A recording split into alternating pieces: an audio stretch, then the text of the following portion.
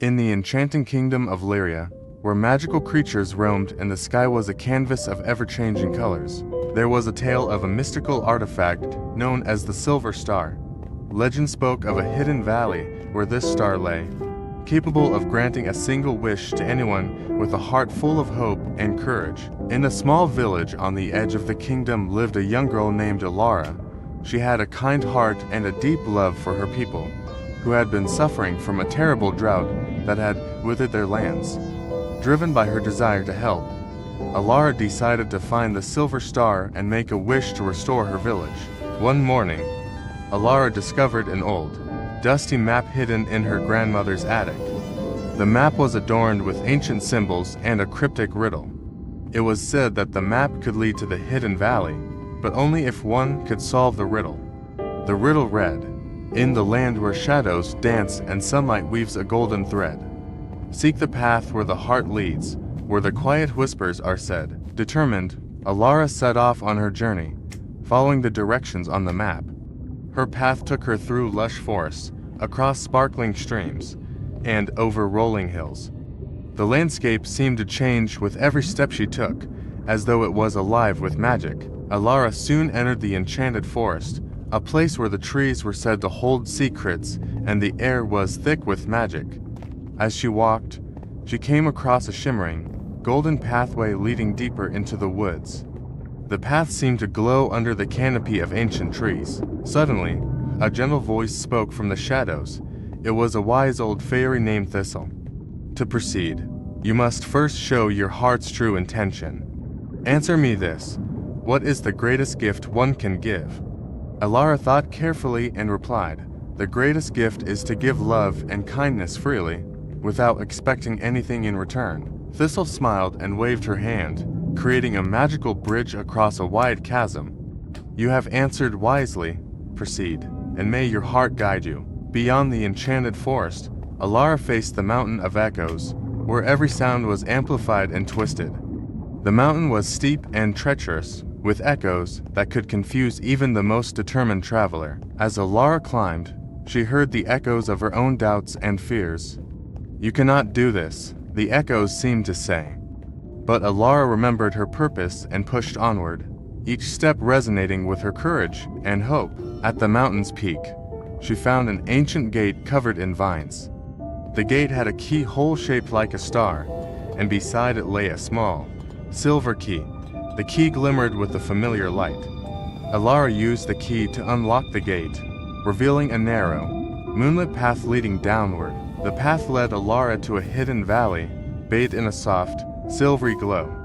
The valley was surrounded by towering cliffs, and at its center was a serene lake with water that sparkled like a sea of stars. In the lake's center, on a pedestal, lay the Silver Star, radiating a gentle, soothing light. Elara approached the Silver Star and felt its warmth. A voice echoed from the star, "To make your wish, you must first understand its true meaning." Elara took a deep breath and thought of her village, her people's struggles, and her own hopes for a better future. She whispered her wish. "I wish for rain to restore the land and for my village to be saved." As Elara spoke her wish, the Silver Star's light grew brighter, and a soft rain began to fall. The rain was gentle at first, but soon it became a steady downpour, nourishing the land and filling the streams. The valley seemed to come alive with lush greenery and vibrant flowers. Elara returned to her village, finding that the rain had reached them as well. The once dry fields were now lush and green. The rivers flowed with clear water, and the air was filled with the sweet scent of blooming flowers. The villagers rejoiced and celebrated Elara's bravery and selflessness.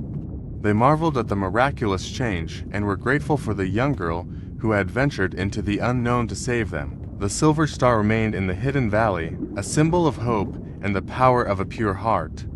Elara's story became a cherished legend in Lyria, inspiring others to pursue their dreams and help those in need. The valley, now known as the Valley of Stars, was visited by many who sought to be inspired by its magic and the story of the girl who had wished for the good of others. And so, Elara's bravery and kindness lived on, reminding everyone that even the smallest wish, when driven by love and courage, could bring about the most wondrous change. Once upon a time, in a small village nestled between rolling hills and dense forests, there was a charming little shop known as the Enchanted Teacup. This shop was famous far and wide for its exquisite collection of teacups and teapots, each more beautiful than the last. The shop's owner, a kind old woman named Miss Aloan, was known for her magical touch with tea leaves and her ability to make every visitor feel special. One sunny afternoon, a curious young girl named Ella entered the shop. Ella was known for her boundless curiosity and a heart full of dreams. She had heard tales of Miss Aloan's magical teacups and hoped to find something extraordinary. As Ella wandered through the shop, she marveled at the teacups that sparkled with every color of the rainbow and the teapots that seemed to hum softly with their own melodies. Each piece had its own unique charm, but one teacup in particular caught her eye. It was an elegant, deep blue cup adorned with intricate gold patterns that seemed to dance in the light. Miss Aloan noticed Ella's fascination and smiled warmly. "Ah, you found the enchanted teacup," she said. "This teacup is special. It's said to grant one wish to whoever drinks from it with a pure heart." Ella's eyes widened. "One wish? Really?" Miss Aloan nodded.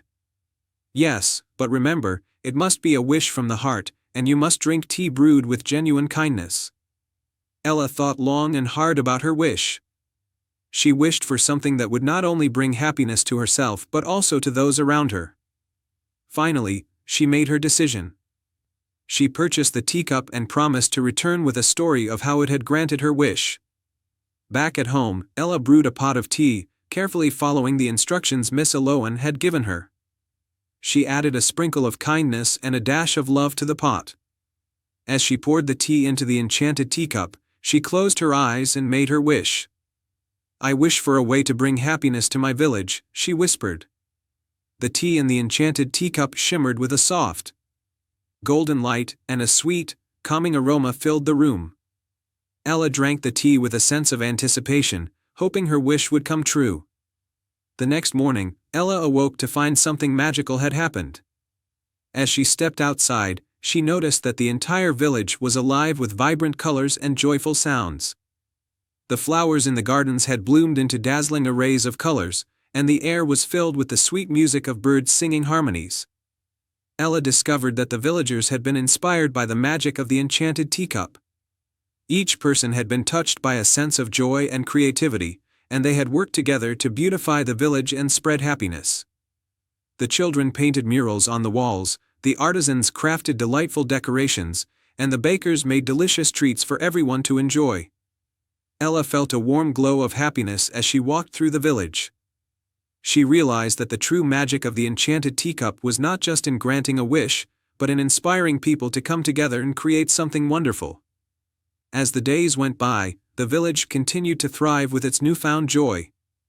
Miss Aloan visited the village to see the transformation and was delighted by what she saw. She thanked Ella for showing the true power of the enchanted teacup. Ella's wish had not only brought happiness to her village but had also taught her an important lesson, that the magic of kindness and unity was the most powerful magic of all. The enchanted teacup was returned to Miss Aloan's shop, ready to grant another wish when the time was right. And so, the village remained a place of beauty and joy, where every heart was touched by the magic of a single wish made with love and kindness. Once upon a time, in a land where the sky kissed the mountains and rivers sang lullabies to the trees, there was a kingdom known as Eldoria. This enchanting realm was home to magical creatures, talking animals, and a wise and kind queen named Seraphina. Queen Seraphina ruled Eldoria with a gentle heart and a sharp mind. Under her reign, the kingdom flourished. Flowers bloomed in endless meadows, forests thrived with vibrant life, and the people of Eldoria were always happy and content. But the queen had a secret, a wish she had kept close to her heart for many years. She longed to have a child, but despite all the magic in Eldoria, she remained childless. One warm, golden afternoon, as Seraphina walked through her palace garden, a soft, melodic voice called out to her. Turning towards the sound, she saw a shimmering figure emerge from the sunlight, a fairy with wings that sparkled like diamonds and eyes that gleamed with kindness. "Your Majesty," said the fairy, bowing gracefully, "I am Alara, the Fairy of Wishes. I have heard your heart's deepest desire and I am here to help." Queen Seraphina's eyes widened in surprise and hope. "Can you truly grant my wish, Alara?" The fairy smiled. "Yes, but the magic required is rare and potent. It will need a special ingredient, a tear from the heart of the enchanted forest, shed by a creature of pure joy." Determined to fulfill her wish, Queen Seraphina set out on a journey to the enchanted forest, accompanied by her loyal guard, Sir Cedric. The forest was a mystical place, filled with ancient trees whose leaves whispered secrets and paths that twisted and turned in ways that defied logic. After days of searching, they stumbled upon a clearing where a beautiful unicorn stood, its coat shimmering with every color of the rainbow. The unicorn, named Luna, was a creature of pure joy, her laughter ringing like the sweetest melody. Seraphina approached Luna with a gentle smile. "Dear Luna, I seek a tear of pure joy to fulfill a wish close to my heart. Will you help me?" Luna's eyes twinkled with understanding. "I will help you, Queen Seraphina, for I know your heart is true. But to shed a tear of joy, I must be reminded of the happiest moment in my life." Queen Seraphina and Sir Cedric shared stories of love, friendship, and bravery with Luna, each tale more uplifting than the last. As they spoke of the joys and wonders of the world, Luna's heart swelled with happiness until a single, glistening tear rolled down her cheek. The queen carefully collected the tear in a crystal vial, thanking Luna with all her heart. With the precious tear in hand, they returned to Eldoria, where Alara awaited them. "Well done, Your Majesty," Alara said, her wings fluttering with excitement. She took the vial and chanted an ancient spell, the air around her shimmering with magic. As the spell reached its peak, a brilliant light enveloped Queen Seraphina, and when it faded, she felt a warm, gentle presence within her. Months passed, and Eldoria prepared for a joyous event. On a crisp, starry night, the kingdom celebrated the birth of Princess Eliana, a child of pure magic and love. Her laughter was like the tinkling of fairy bells, and her smile brought light to the darkest corners of the world. Princess Eliana grew up surrounded by love and wonder, her magical abilities blossoming with each passing year. She became a beacon of hope and happiness for the people of Eldoria, just as her mother had always dreamed. And so, the kingdom of Eldoria continued to thrive, blessed by the magic of the Fairy of Wishes and the pure joy of a unicorn's tear. Queen Seraphina's wish had come true, and she and her daughter lived happily ever after, spreading love and light throughout the land. Once upon a time, in the serene kingdom of Alaria, there was a magical forest known as the Twilight Glade. This forest was famed for its stunning glow-in-the-dark flowers and the ancient moonstone, a powerful gem said to grant a single wish to those who proved their worth. The moonstone was hidden deep within the glade and could only be revealed during the night of luminous stars, when the sky was clear and filled with shimmering constellations. In the village of Sunhaven, just outside the forest, lived a compassionate and brave young woman named Mira. Mira was known for her kindness and her love for adventure. Her faithful companion was a wise and loyal tortoise named Bramble, who had a knack for solving puzzles and finding hidden paths. One evening, as the night of luminous stars approached, Mira and Bramble discovered an ancient, beautifully illustrated book in the village library. The book detailed the path to the Twilight Glade and the trials they would face to reach the Moonstone. Excited and determined, Mira and Bramble set out on their journey as the stars began to twinkle in the night sky. The forest path was bathed in the soft light of the luminous stars, guiding them deeper into the Twilight Glade. The first challenge they encountered was the Glimmering Bridge, a magical bridge made of light that spanned across a sparkling river. The bridge was guarded by a playful spirit who spoke. "Only those with true bravery may cross this bridge. To prove your worth, you must answer this question. What grows when shared and fades when kept?" Mira thought carefully and then answered, "Happiness." The spirit nodded with a smile, and the glimmering bridge lit up brightly, allowing them to cross safely. On the other side of the river, they faced the maze of echoes, a labyrinth of shimmering walls that echoed with soft, melodic sounds. To navigate the maze, they needed to follow the echoes of a gentle, guiding melody. Bramble used his sharp ears to listen to the melodies, while Mira carefully followed the directions. They worked together to find the correct path, and after much effort, they emerged from the maze into a tranquil clearing. The final challenge was the moonlit grove, where the moonstone was hidden. The grove was filled with luminescent flowers and soft, ethereal light. At the center of the grove was a large, ancient tree with a riddle carved into its trunk. To find the moonstone, you must see with more than your eyes. What guides you through the dark and is found within your heart? Mira closed her eyes and thought deeply about the riddle. She realized that the answer was trust. She trusted in her journey, her friend, and her own heart. She spoke the word aloud, and the ancient tree's branches parted, revealing the moonstone nestled within its roots. The moonstone glowed with a soft, mesmerizing light, and Mira and Bramble approached it with awe. To make their wish, they needed to speak their heart's desire with sincerity. Mira wished for the well-being and happiness of her village and the entire kingdom of Elaria. I wish for peace and prosperity for all who live in Elaria, so that everyone may experience joy and harmony. As Mira's wish was spoken, the moonstone's light spread throughout the twilight glade and beyond. The magic of the moonstone touched every corner of the kingdom, bringing a sense of tranquility and joy. When Mira and Bramble returned to Sunhaven, they found the village transformed. The fields were lush, the people were content, and the kingdom thrived with a newfound sense of harmony and happiness. The story of Mira and Bramble's adventure and the magic of the moonstone became a cherished tale in Elaria, reminding everyone of the power of trust, bravery, and selfless wishes. And so, the Twilight Glade continued to be a place of magic and wonder, where dreams and wishes were fulfilled under the light of the luminous stars. The end. Once upon a time, in a kingdom where flowers whispered secrets and trees sang lullabies, there was a hidden garden known only to the moon and the stars. This enchanted garden was a place of wonder, where flowers glowed with their own light and the air was filled with the scent of magic. It was ruled by a gentle fairy queen named Elowen, who watched over the garden with great care. In the village nearby, lived a young girl named Lila.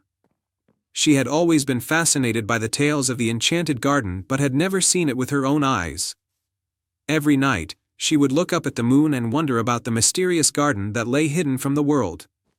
One evening, as the full moon rose high in the sky, a soft, melodious tune filled the air. The song was so beautiful that it seemed to reach right into Lila's heart. Driven by curiosity and wonder, she followed the melody through the dark woods and over the rolling hills. As she walked, the moonlight seemed to guide her path, and soon she arrived at a large, ivy-covered gate. The gate was adorned with sparkling gems that shimmered in the moonlight. Lila pushed open the gate, and it creaked softly as she stepped into the garden. The sight before her was breathtaking. The garden was a sea of luminescent flowers and shimmering leaves. The moonlight bathed the garden in a silvery glow, and fireflies danced like stars among the blooms.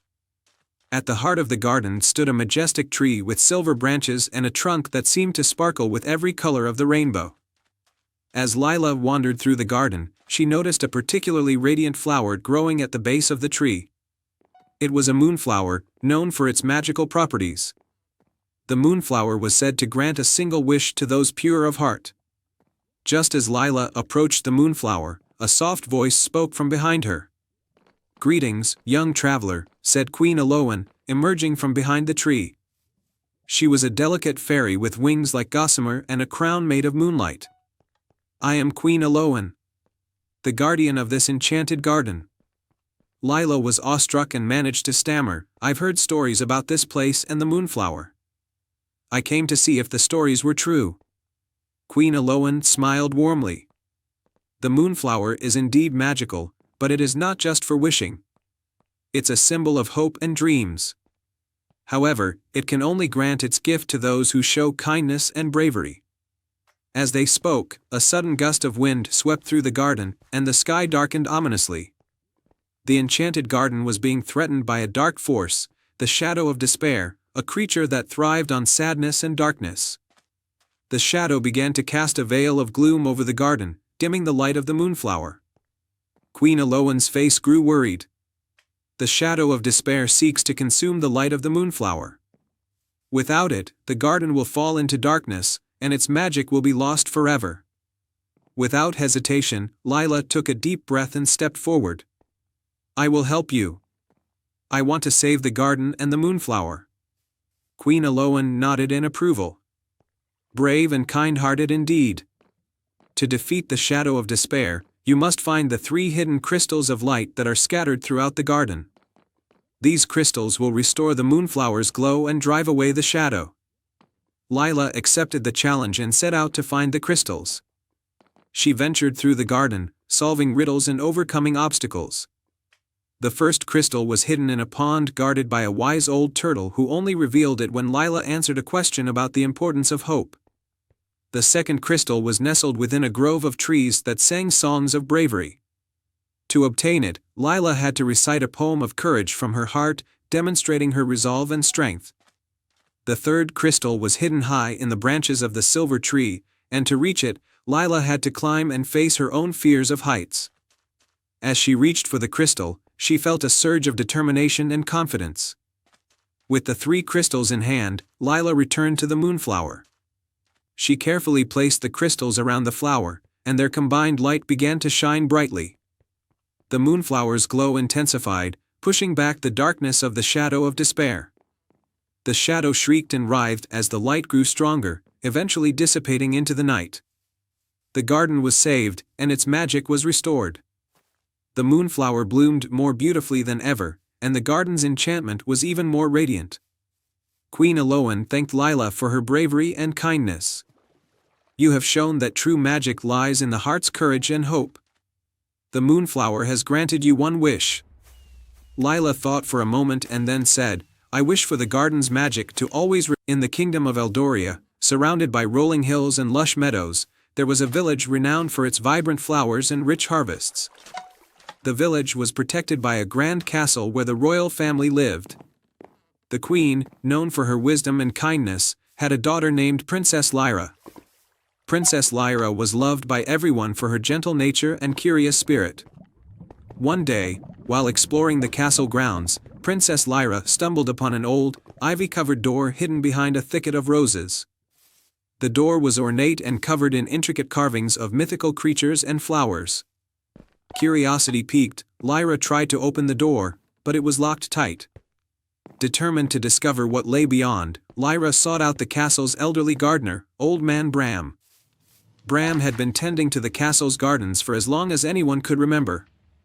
When Lyra asked him about the mysterious door, he looked at her with a wistful expression and said, The door leads to the secret garden of Eldoria. A place of great magic and beauty. But it has been sealed for many years, and only a heart full of pure intentions can unlock it. Intrigued, Lyra decided she would unlock the door and uncover the secrets of the hidden garden. She spent her days learning about the garden's lore from Old Man Bram and reading ancient books in the castle's library. According to the legends, the secret garden held a powerful, ancient magic that could heal any ailment and bring peace to the land. One moonlit night, when the stars were especially bright, Lyra returned to the hidden door with a heart full of hope and a key she had found in an old chest. The key was said to be the one that could unlock the garden's magic. She gently inserted the key into the lock, and with a soft click, the door creaked open. Beyond the door was a breathtaking sight, a garden filled with luminous flowers of every color imaginable, trees that seemed to sing with the wind, and a crystal-clear pond that sparkled like diamonds. The air was filled with a sweet fragrance and the gentle hum of magic. As Lyra wandered through the garden, she noticed a small, withered tree in the center of the garden, its branches bare and its leaves fallen. She remembered the tales about a special flower that could revive even the most wilted plant. According to the legends, this flower was known as the heart blossom. Lyra searched the garden, her eyes scanning for the elusive heart blossom. After what felt like hours, she found it, a delicate flower with petals of shimmering gold, nestled among the vibrant blooms. She carefully picked the heart blossom and returned to the withered tree. Holding the flower close, Lyra whispered a heartfelt wish for the garden's revival. As she placed the heart blossom at the base of the tree, its petals began to glow with a warm, golden light. The tree's branches started to bud, and soon, it was covered in lush, green leaves and colorful flowers. The garden seemed to come alive, its magic restoring its former splendor. The garden's magic spread beyond its walls, reaching the village and healing the land. Crops flourished, the river ran clear, and the villagers were filled with joy and prosperity. Lyra's act of kindness and her pure heart had brought the garden's magic back to life. The secret garden of Eldoria became a cherished place where people would come to seek solace and inspiration. Princess Lyra continued to visit the garden, her heart always open to the magic and wonder it held. The village prospered under the renewed magic, and Lyra's story of bravery and kindness was passed down through generations. And so, in the kingdom of Eldoria, the secret garden remained a symbol of hope and renewal, forever nurtured by the love and purity of a princess's heart. Once upon a time, in a kingdom where lush meadows met towering mountains, there was a village called Eldoria. This village was renowned for its beauty and the harmonious melodies that filled the air each day. The source of these melodies was a grand, old tree in the village square known as the Melody Tree. It was said that the tree sang a magical tune that kept the village prosperous and joyful. For as long as anyone could remember, the Melody Tree had been cared for by a kind-hearted woman named Seraphina. She was known as the keeper of the tree and was believed to have a special connection to the tree's magic. However, one fateful winter, the tree's song began to fade, and the village fell into silence and sorrow. The once lively streets of Eldoria became quiet, and the villagers worried that the tree's magic was disappearing. Among the villagers was a curious and courageous young girl named Alina. She loved the Melody Tree and felt a deep sadness seeing it lose its magic. Determined to restore the tree's song and bring joy back to her village, Alina decided to set out on a quest to uncover the mystery behind the fading melody. Alina visited Seraphina, who was tending to the now silent tree. Seraphina, Alina said, "I want to help restore the Melody Tree's song. Can you tell me what might be causing the silence?" Seraphina looked at Alina with a mixture of hope and sadness. "The melody is fading because the heart of the tree has been stolen. To restore it, you must find the heart and return it to the tree.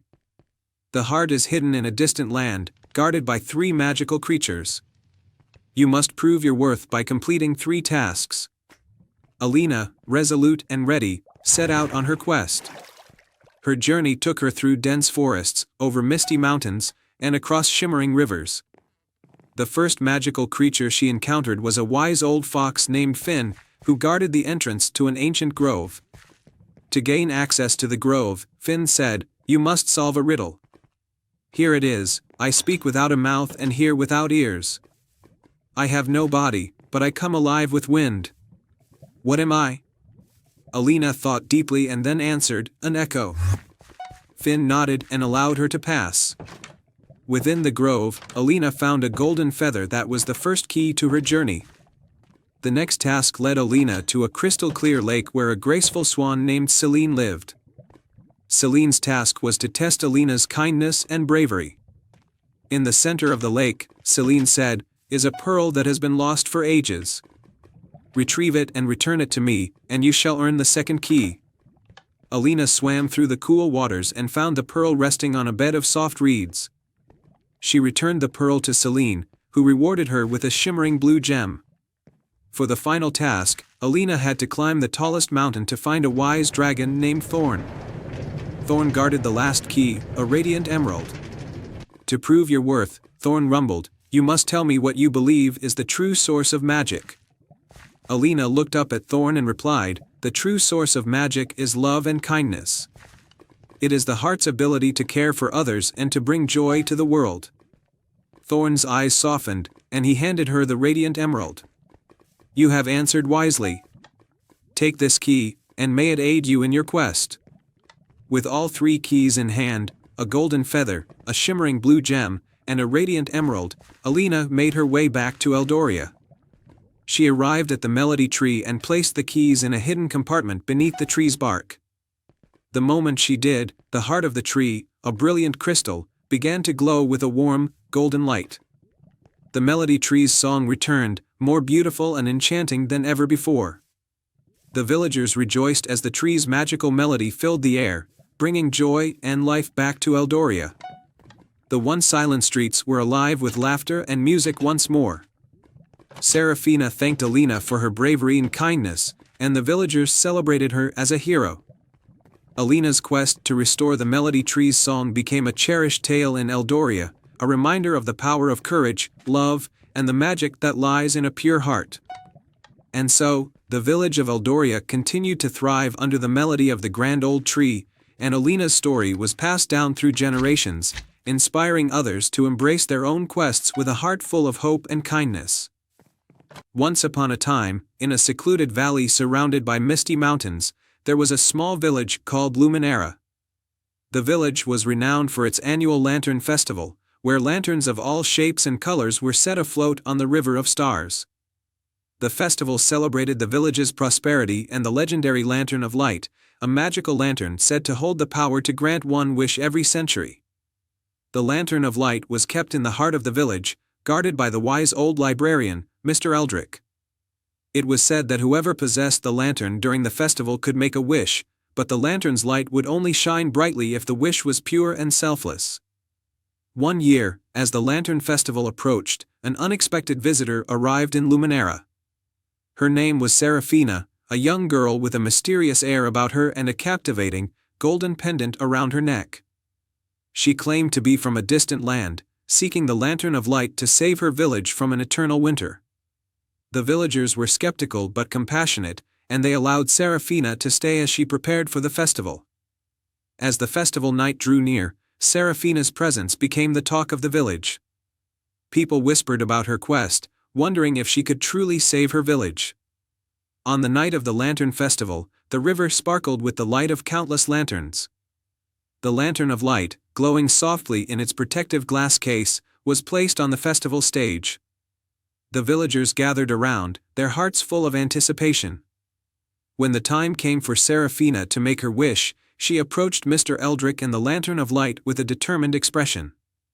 "I wish to save my village from the eternal winter that has befallen it," she declared. "Please, let the Lantern of Light grant this wish." Mr. Eldrick nodded solemnly and opened the case. The lantern's flame flickered and then dimmed, casting a shadow of uncertainty. The villagers watched in silence, their hearts heavy with concern. Suddenly, the golden pendant around Serafina's neck began to glow. She looked down and saw that it was warm and pulsing with light. Serafina took a deep breath and closed her eyes, focusing on her wish. "Please, let there be warmth and hope for my village," she whispered. The Lantern of Light began to glow brighter and brighter, its light expanding and filling the entire village with a warm, golden hue. The river sparkled with the lantern's reflections, and the festival grounds were bathed in an enchanting light. A magical breeze swept through the village, carrying the lantern's light far beyond the valley. The villagers watched in awe as the light spread across the land, reaching Serafina's distant village, where the eternal winter began to lift.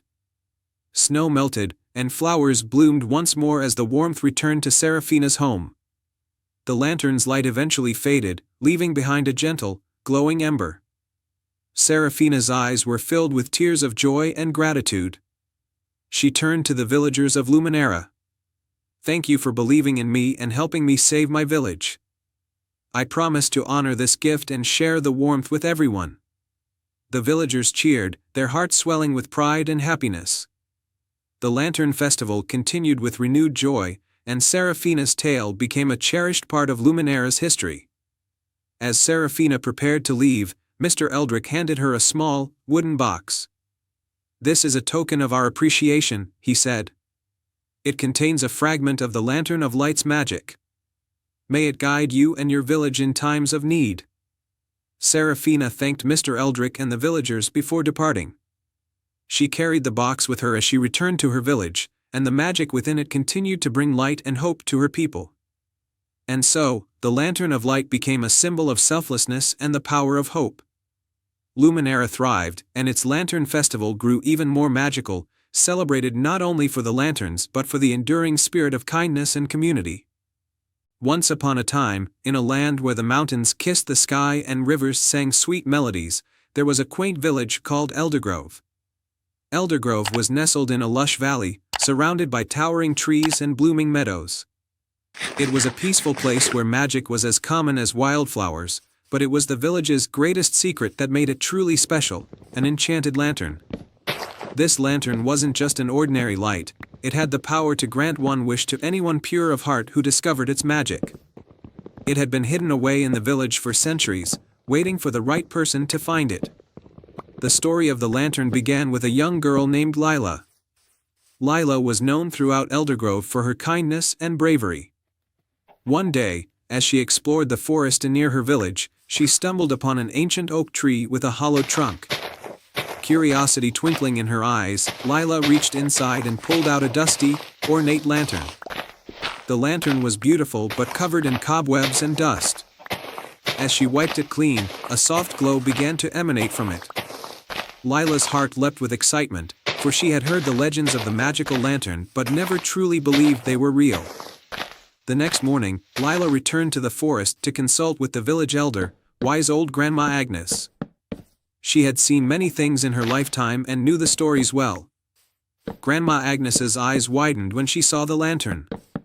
"This is the fabled lantern of Eldergrove," she said, her voice trembling with awe. "It is said to grant a single wish to someone who is truly pure of heart." Lila's mind raced with possibilities. She thought of wishing for endless wealth or power, but those thoughts felt hollow compared to the warmth she felt when helping others. She knew her wish had to be something that would benefit not just her but the entire village. As she walked through Eldergrove, she saw the villagers facing various troubles. The crops had failed due to a recent drought, and the well that supplied water was almost dry. The villagers were disheartened, and their once vibrant community seemed to be losing hope. Lila knew what she had to do. That night, she gathered the villagers and explained her plan. With their support, she made her wish. Holding the lantern high, she said, "I wish for Eldergrove to be blessed with abundant water, so our crops can grow, our wells can fill, and our village can thrive once more."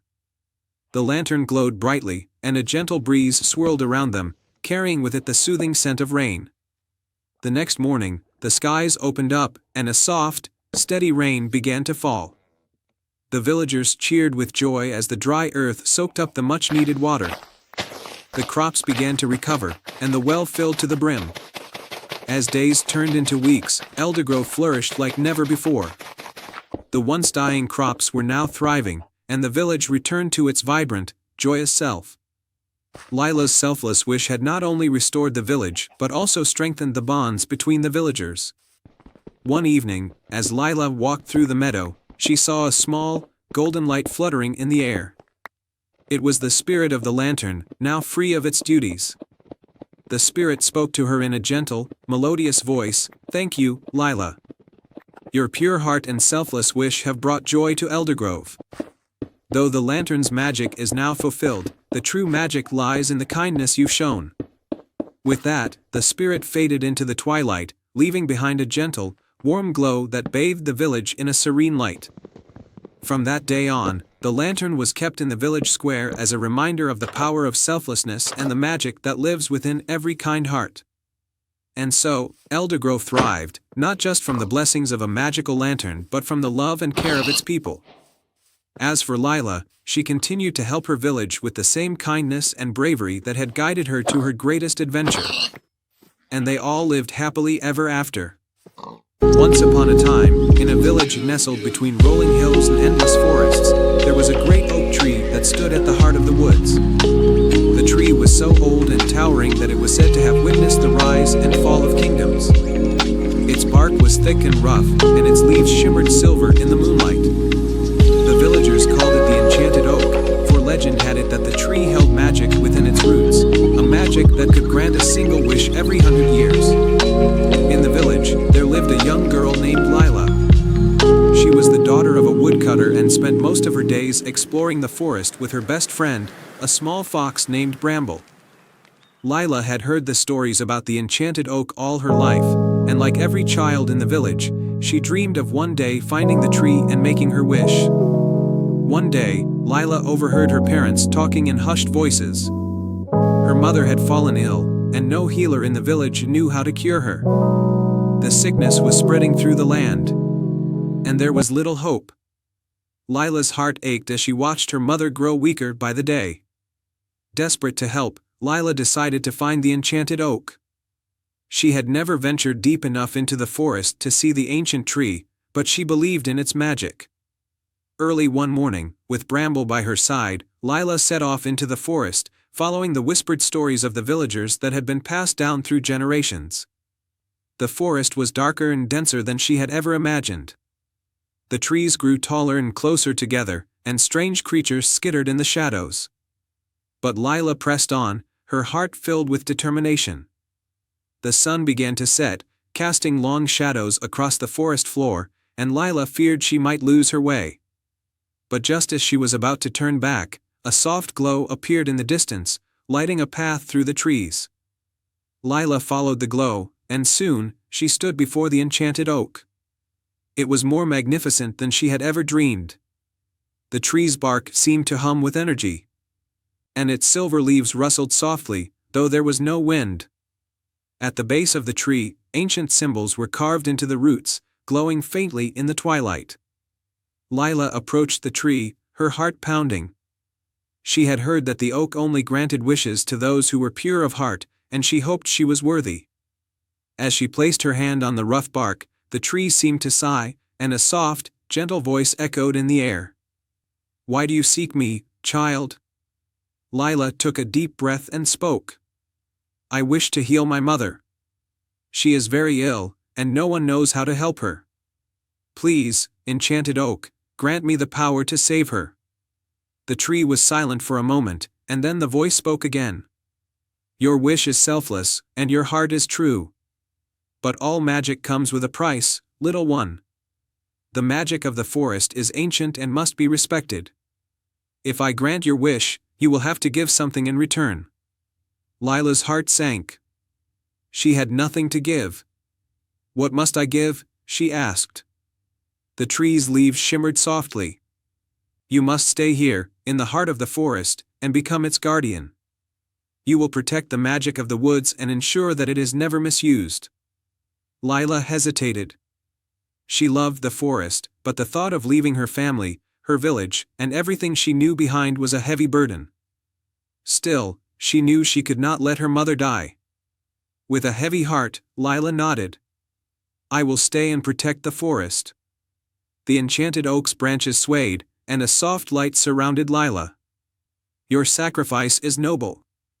The magic will heal your mother, and she will live a long and healthy life. But from this day on, you will be the guardian of the forest. The trees, the animals, and the spirits of the woods will be under your care." Lila felt the magic of the tree flow through her, filling her with warmth and strength. She knew that she had made the right choice, even though it meant leaving her old life behind.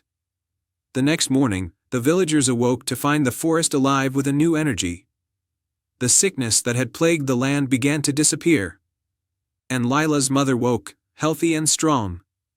The villagers rejoiced, but Lila was nowhere to be found. Years passed, and the story of Lila's sacrifice became legend. Some said they saw her spirit wandering the forest, a guardian watching over the trees and creatures. Others claimed that if you ventured deep enough into the woods, you could still hear her laughter, carried on the wind like a song. And so, the enchanted oak remained, standing tall and proud at the heart of the forest, its magic protected by the brave girl who had given everything to save those she loved. The end. The Sapphire Crown. Once upon a time, in a realm where emerald forests met sparkling lakes and majestic mountains, there was a hidden kingdom known as Eloria. Eloria was a land of wonders, protected by ancient magic and ruled by a wise and kind queen named Seraphina. The queen was loved by all, but her greatest treasure was the Sapphire Crown, a magical artifact that bestowed peace and prosperity upon the kingdom. However, a dark cloud loomed over Eloria when the Sapphire Crown was stolen by a cunning sorceress named Morgana. Morgana, envious of Eloria's harmony, believed that by possessing the crown, she could wield its power and plunge the realm into chaos. With the crown in her possession, Morgana fled to the Shadow Mountains, a treacherous place filled with dark enchantments. Queen Seraphina, though heartbroken, knew that the only way to restore balance was to retrieve the crown. the brave heart of Eloria in the kingdom, there lived a young shepherd named Leo. Leo was known for his bravery and kind heart, qualities that made him beloved by both people and animals. When he learned of the queen's plight, he felt a deep sense of responsibility to help. With a heart full of courage, Leo volunteered to embark on the quest to retrieve the sapphire crown. Queen Seraphina, recognizing Leo's noble spirit, granted him a special gift, a cloak of invisibility and a map that would guide him through the Shadow Mountains. With these tools, Leo set off on his journey, determined to recover the crown and save his kingdom. The journey begins. The path to the Shadow Mountains was fraught with challenges. Leo encountered dense fog, towering cliffs, and tricky illusions. As he navigated the treacherous terrain, he met various magical beings, including a talking fox named Felix and a wise old owl named Athena. Felix, who was known for his cleverness, offered Leo a riddle: "I can be cracked, made, told, and played. What am I?" Leo thought carefully and answered, "A joke." Felix, impressed by Leo's wit, shared a secret passage that would make Leo's journey easier. He also warned Leo of Morgana's powerful minions who guarded the entrance to her lair. Athena, the owl, provided Leo with guidance on how to use the cloak of invisibility to avoid detection and reach Morgana's fortress. She also gave him a special feather that could reveal hidden truths. The Fortress of Shadows. When Leo arrived at Morgana's fortress, he found it surrounded by dark magic and guarded by formidable creatures. Using his cloak of invisibility, Leo stealthily made his way inside the fortress. He followed the map and the clues provided by Felix and Athena, finding his way to the inner sanctum where Morgana kept the sapphire crown. As Leo approached the crown, Morgana appeared, her eyes glowing with malevolent power. She sneered at Leo, sensing the bravery in his heart. "You think you can take the crown from me? It's protected by powerful enchantments," she taunted. The final confrontation. Leo, though afraid, stood his ground. He used the feather Athena had given him to reveal the true nature of the enchantments. The feather illuminated hidden weaknesses in the magical barriers protecting the crown. With this knowledge, Leo carefully navigated the enchantments and reached the sapphire crown. Just as he was about to take the crown, Morgana cast a powerful spell to stop him. But Leo, using the cloak of invisibility in his quick thinking, managed to evade the spell and retrieve the crown. As he held it, the magical energy from the crown began to restore the fortress to its original, beautiful state. The return to Eloria with the sapphire crown safely in hand, Leo made his way back to Eloria. The kingdom rejoiced at his return, and Queen Seraphina was overjoyed to see the crown restored. The crown's magic once again blessed the land with peace and prosperity. Morgana's power diminished, and she was eventually banished from the realm, never to return. The kingdom celebrated Leo's bravery and selflessness with a grand feast, and he was honored as a hero. A new legacy. Leo's adventure became a beloved story in Eloria, a tale of courage and kindness. The sapphire crown continued to shine with its magical light, symbolizing the hope and strength of the kingdom. And Leo, having proven himself as a true hero, lived a life filled with honor and friendship. And so, Eloria remained a land of peace and prosperity, forever blessed by the bravery of one extraordinary young shepherd and the magic of the sapphire crown. Once upon a time, in a tranquil kingdom surrounded by lush forests and sparkling rivers, there was a magical realm known for its beautiful birds. Among them was the rare silver feather, a mythical bird said to possess extraordinary powers and grant one heartfelt wish to anyone who could find it. In a small village at the edge of the kingdom, there lived a young girl named Elara. Elara was kind and brave, always helping her neighbors with their troubles. Her family was poor, but they were rich in love and kindness. Elara's greatest wish was to improve the lives of those around her and bring prosperity to her struggling village.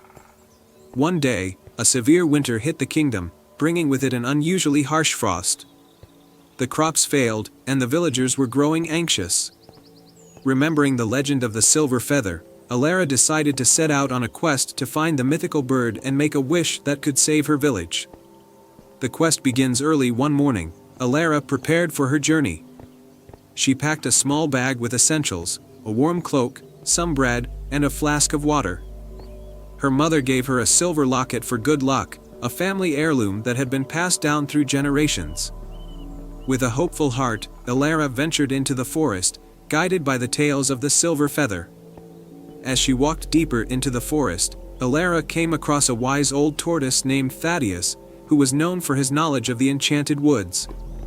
Thaddeus was resting on a moss-covered rock, basking in the weak winter sunlight. "Good day, Thaddeus," Elara greeted him respectfully. "I'm on a quest to find the silver feather. Can you help me?" Thaddeus looked at Elara with wise, kind eyes. "The silver feather is a difficult treasure to find," he said. "It is said to dwell in the heart of the Whispering Glade. But first, you must overcome 3 trials that test the purity of your heart." The first trial, the frosted lake. Elara followed Thaddeus's directions to a frozen lake surrounded by tall, snow-covered trees. The ice was thick and treacherous, and Elara had to cross it to continue her quest. As she stepped onto the ice, it began to crack and groan. In the middle of the lake, she spotted a riddle carved into the ice. "I am not alive, but I grow. I don't have lungs, but I need air. I don't have a mouth, but water kills me. What am I?" Elara thought carefully and then answered aloud, "Fire." With her answer, the ice beneath her feet stopped cracking, and a narrow path appeared, leading her safely to the other side. The first trial was complete. The second trial, the enchanted grove. Elara soon arrived at a grove filled with glowing, magical flowers. The grove was beautiful but bewildering. The flowers seemed to hum and dance in the cold wind, creating a maze of shimmering petals. A sign in the center of the grove read, "To pass through, you must find the path of light. Follow the song that leads to the heart." Elara listened closely to the harmonious melody of the flowers and followed the softest, most enchanting tune. As she walked, the flowers seemed to part, guiding her through the maze until she reached the center of the grove. There, a small, sparkling key lay on a pedestal. The third trial, the guardian of the Whispering Glade. Elara continued her journey and finally reached the Whispering Glade, a serene, mystical place with tall trees that seemed to whisper secrets. In the center of the glade stood a majestic, ancient tree with a face carved into its trunk. The tree was the guardian of the glade. "Welcome, Elara," the guardian spoke in a deep, gentle voice. "You have completed the trials, but now you must show that your wish is truly selfless." Elara approached the guardian and spoke from her heart. "My wish is not for myself but for my village. I want to bring prosperity and warmth to those who are suffering from the harsh winter."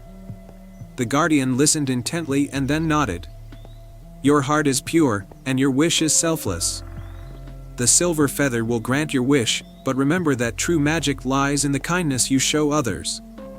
The silver feather appears as the guardian spoke. A soft, shimmering light filled the glade. The silver feather appeared, its plumage sparkling like moonlight on fresh snow.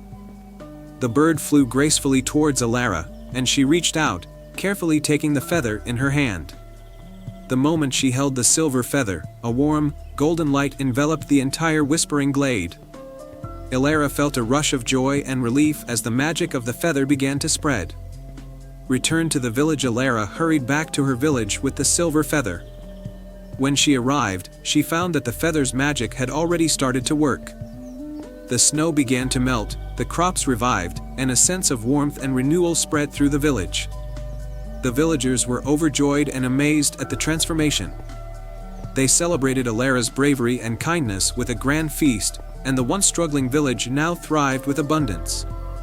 Elara's family was immensely proud of her, and the village honored her as a true hero. The silver feather, having fulfilled its purpose, disappeared back into the magical forest, leaving behind a lasting legacy of hope and generosity. A lasting legacy. Years passed, and the story of Elara and the silver feather became a cherished tale told to children around the village. Elara continued to help others, her actions always guided by the selflessness that had brought the silver feather to her. The kingdom flourished, and the forest remained a place of magic and wonder. Elara's legacy was a reminder that the greatest treasures are found in the kindness and love we give to others. And so, the village lived in prosperity and harmony, and the legend of the silver feather lived on as a beacon of hope for all who heard it. The end. Once upon a time, in a land far beyond the reach of ordinary maps, there was a hidden realm called Elderglow. Elderglow was a place where magic flowed like a gentle stream, and the skies sparkled with countless stars even during the day. The heart of Elderglow was a meadow known as the Starlit Meadow, famous for its flowers that bloomed only under the light of the moon. In a small cottage at the edge of Elderglow lived a young girl named Mira. Mira was known for her kindness and love for nature. She spent her days tending to her garden and exploring the wonders of the meadow. Every evening, she would sit by the edge of the starlit meadow, marveling at the way the flowers glowed softly in the moonlight. One crisp autumn night, as Mira admired the beauty of the meadow, she noticed something strange. The flowers were not blooming as brightly as usual, and the stars in the sky seemed to dim. Concerned, Mira decided to investigate. She believed that the meadow's magic was in danger and that she had to find out why. Mira set off toward the heart of the meadow, guided by the faint glow of the flowers. As she walked, she noticed a small, glistening object lying on the ground. It was a delicate silver key with a sapphire in the center. Mira picked up the key and, sensing it was important, decided to carry it with her. Deep within the meadow, Mira found a hidden grove she had never seen before. At the center of the grove was an ancient oak tree with a door embedded in its trunk. The door was locked, and it had a keyhole shaped like the sapphire on the key Mira had found. With a mixture of excitement and apprehension, Mira inserted the key into the lock and turned it. The door creaked open to reveal a spiral staircase leading down into the earth. Mira took a deep breath and descended the staircase, with Sable, her clever squirrel companion, scampering beside her. At the bottom of the staircase, Mira found herself in a large, underground chamber. The chamber was filled with sparkling crystals and glowing mushrooms that illuminated the space with a soft light. In the center of the chamber was a pedestal holding a shimmering, moonlit orb. As Mira approached the orb, a gentle voice spoke from the shadows. "Welcome, guardian of the meadow," said the voice. From the shadows emerged a graceful fairy with wings that glittered like stardust. "I am Leora, the keeper of the moon's light.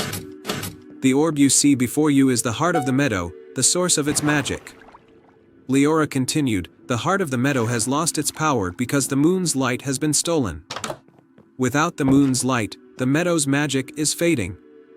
To restore it, you must retrieve the moon's light from the shadow realm." Mira listened intently as Leora explained that the moon's light had been captured by a mischievous shadow sprite named Noctis.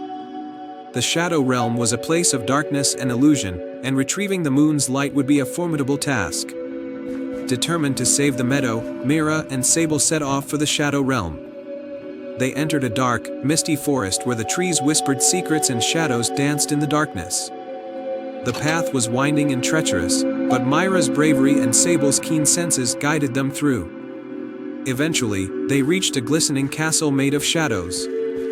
The castle was guarded by Noctis, a small, playful sprite with dark eyes and a mischievous grin. Noctis held the moon's light, which glowed faintly in his hands.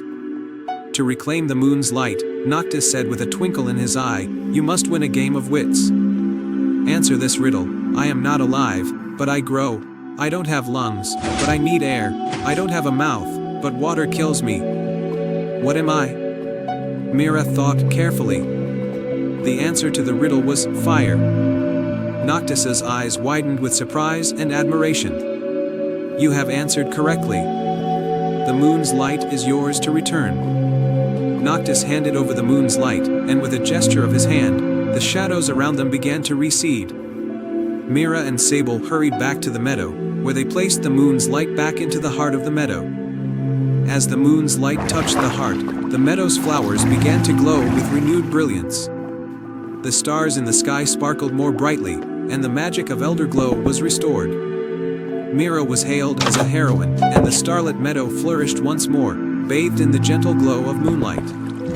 The tale of Mira's bravery and kindness became a cherished story in Elderglow, a reminder of the power of courage and the magic that lies within the heart of every hero. And so, Mira continued to care for the meadow, and Elderglow thrived under the twinkling light of the stars, living happily ever after. Once upon a time, in a serene kingdom called Meadowbrook, there was a mystical forest known as the Whispering Woods. This forest was famous for its ancient trees that were said to hold secrets and stories of old. In the heart of the Whispering Woods stood a grand, golden oak tree called the Heartwood Tree, which was said to protect the kingdom's magic. In Meadowbrook lived a young girl named Anya, known for her boundless imagination and kindness. Anya loved exploring the Whispering Woods, where she would often talk to the animals and listen to the stories the trees whispered. Her best friend was a clever blue jay named Jasper, who could mimic any sound he heard. One day, as Anya and Jasper wandered through the forest, they noticed something troubling. The Heartwood tree's golden leaves had turned a dull gray, and its once vibrant branches were drooping. The magic that sustained the entire kingdom seemed to be fading. Anya felt a pang of worry and decided to investigate. They approached the Heartwood tree, and a soft, sorrowful voice spoke from its branches. The magic of the forest is in grave danger. The enchanted gem, which keeps the Heartwood tree's magic alive, has been stolen by the Dark Enchantress. She hides it in the Cavern of Shadows. Only the pure of heart can retrieve it and restore the balance. Determined to save the Heartwood tree and the kingdom, Anya and Jasper set off on their quest. They traveled through meadows and over hills, guided by the whispers of the forest and the occasional chirp of Jasper's guidance. Their journey led them to the entrance of the Cavern of Shadows. The cavern was dark and foreboding, filled with strange echoes and flickering shadows. The first challenge they faced was the Trial of Echoes. The cavern walls seemed to create confusing echoes, making it difficult to find the right path. Anya focused on Jasper's clear chirps and followed the sound of his voice, navigating through the maze of shadows. Deep within the cavern, they encountered the second challenge, the Trial of Light and Dark. The cavern was divided into two halves, one bathed in blinding light and the other shrouded in deep darkness. They needed to cross the chasm between these two realms. Anya and Jasper worked together, using the light from Jasper's feathers and Anya's intuition to find a safe path across the chasm. With careful steps, they made it to the other side. Finally, they reached the heart of the cavern, where the Dark Enchantress awaited. She was a formidable figure, draped in dark robes and with eyes that glowed with an eerie light. The Enchantress held the enchanted gem in her hand, its glow casting strange shadows around her. "You dare to challenge me?" the Dark Enchantress said with a cold, menacing tone. "This gem is mine now, and I will not give it up easily." Anya stood her ground and spoke with calm determination. "The enchanted gem belongs to the Heartwood tree and the kingdom it protects. If you have taken it, then you must understand the harm you are causing. Please, return it so that balance can be restored." The Dark Enchantress, taken aback by Anya's bravery and sincerity, felt a pang of doubt. She was used to causing fear and chaos but had never encountered such genuine compassion. After a moment of hesitation, she slowly handed over the enchanted gem. As Anya took the gem, its light began to shine brightly, dispelling the darkness that surrounded them. The cavern's walls glowed with a warm, golden light, and the Dark Enchantress, realizing the harm she had done, vanished into the shadows with a sense of regret. With the enchanted gem in hand, Anya and Jasper returned to the Heartwood tree. As they placed the gem back into its rightful place, the tree's golden leaves sparkled once more, and its branches stood tall and strong. The magic of the forest was restored, and the kingdom of Meadowbrook flourished again.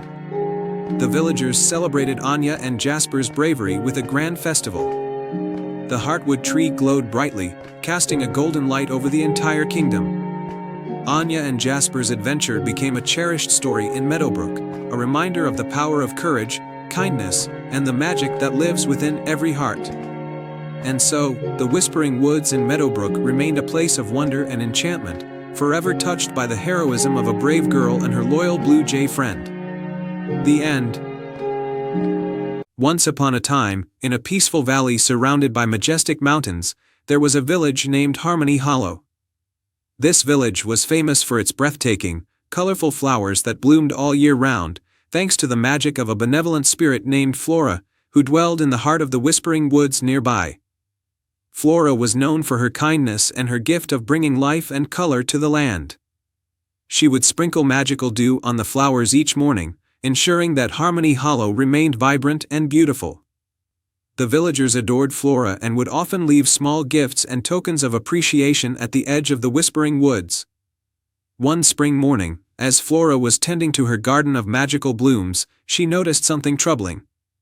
The colors of her flowers were starting to fade, and the once lush leaves were turning brown. Flora's heart sank as she realized that the magic sustaining her garden was waning. Desperate to restore the vitality of the flowers, Flora decided to seek help from the mystical Rainbow Fountain, a legendary source of great magic said to be hidden deep within the enchanted glade. Flora knew that the journey to the Rainbow Fountain was perilous and that she needed a brave companion. She summoned her friend, a young and courageous girl named Mia from Harmony Hollow. Mia had always admired Flora's magic and was eager to help. Flora explained the situation and asked Mia to accompany her on the quest to the enchanted glade. With a nod of determination, Mia agreed. The two set off through the Whispering Woods, where the trees seemed to whisper encouraging words as they passed. Their journey took them through enchanted meadows, over sparkling streams, and into the heart of a mysterious mist that concealed the entrance to the enchanted glade. As they ventured deeper into the mist, the path became less clear, and shadows danced around them. Flora and Mia reached a shimmering archway leading into the glade. Beyond the archway lay the Rainbow Fountain, a magnificent waterfall cascading with liquid light in every color of the rainbow. The sight was breathtaking, but their joy was short-lived.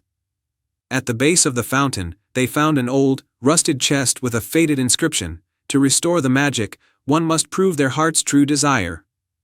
The chest was locked, and beside it was a riddle inscribed on a golden plaque: "I am not alive, yet I grow. I do not have lungs, yet I need air. I do not have a mouth, yet water kills me. What am I?" Mia pondered the riddle carefully. Flora, sensing Mia's deep focus, encouraged her. After a moment, Mia's eyes lit up with understanding. "A fire," she answered confidently. The chest creaked open, revealing a sparkling, golden key inside. Flora took the key and unlocked a hidden compartment in the Rainbow Fountain. The compartment contained a small, radiant vial filled with shimmering liquid. "This is the essence of eternal bloom," Flora explained. "It will restore the magic of the Whispering Woods." With the vial in hand, Flora and Mia made their way back to Harmony Hollow. Flora carefully sprinkled the essence of eternal bloom over the fading flowers and plants in her garden. As the liquid touched the leaves and petals, they began to regain their vibrant colors, and the garden once again flourished with an array of dazzling hues. The villagers of Harmony Hollow were overjoyed to see their beloved garden revived. They celebrated Flora and Mia with a grand feast and heartfelt gratitude. Flora thanked Mia for her bravery and determination, and the two friends shared a moment of happiness as they looked upon the beautiful garden that had been saved. From that day on, Flora's magic continued to bring life and color to Harmony Hollow, and Mia's bravery became a cherished tale in the village. The enchanted glade and the Rainbow Fountain remained a symbol of hope and renewal, and the bond between Flora and Mia became a lasting friendship that was remembered for generations to come. And so, Harmony Hollow thrived in the glow of its renewed beauty, and Flora and Mia lived happily, knowing that true friendship and courage could overcome any challenge. And they all lived happily ever after.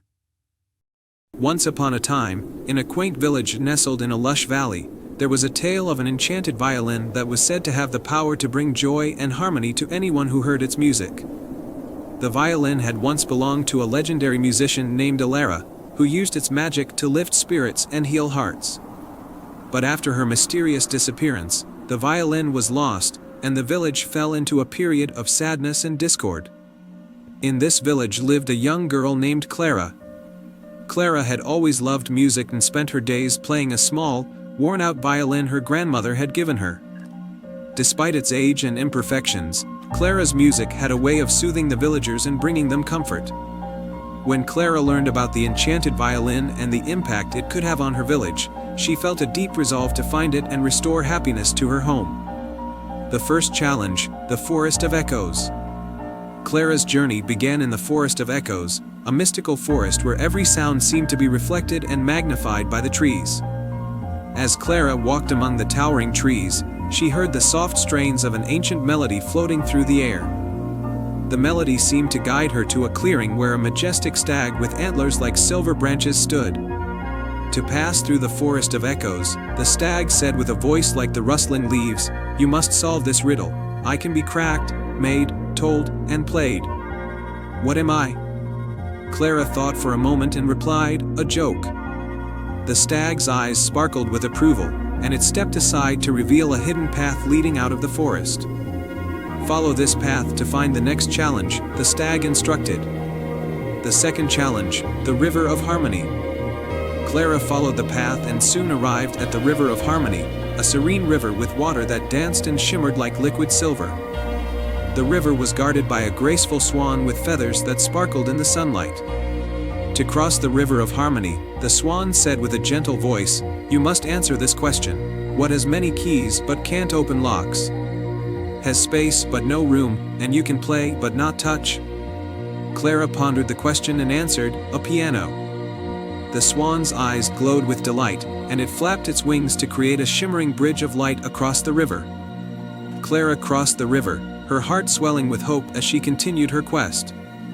The third challenge, the Cave of Whispers. On the other side of the river, Clara discovered the Cave of Whispers, a cavern filled with glowing crystals that emitted a soft, melodic hum. At the entrance of the cave stood an ancient door adorned with intricate musical symbols. A soft, melodic voice echoed through the cave, "To unlock this door and find the enchanted violin, you must reveal your true self. Share your deepest wish and prove that you seek it with a pure heart." Clara took a deep breath and spoke earnestly, "My deepest wish is to find the enchanted violin and bring its magic back to my village. I want to use its music to restore happiness and harmony to the people who have been struggling." The cave's walls began to glow with a warm, golden light, and the ancient door slowly creaked open, revealing a chamber filled with the soft, luminous glow of the enchanted violin resting on a pedestal. The revelation, bringing joy to the village. With the enchanted violin in her hands, Clara returned to her village. As she began to play, the violin's magic filled the air with a melody so beautiful and soothing that it seemed to touch the very soul of everyone who heard it. The music spread through the village, lifting spirits, mending broken hearts, and restoring harmony. The once sad village came alive with joy and laughter as Clara's music wove through the streets, fields, and homes. The villagers gathered to celebrate the return of their happiness and praised Clara for her bravery and determination. The tale of Clara's quest and the enchanted violin became a beloved story in the village, a reminder of the power of music, courage, and the magic that exists in the purest of hearts. Under the enchanting melodies of the violin, the village flourished once more, forever grateful for the girl who had restored their joy and harmony. Once upon a time, in the beautiful kingdom of Luminera, there lived a wise and kind-hearted king named Eric and his equally beloved queen, Elara.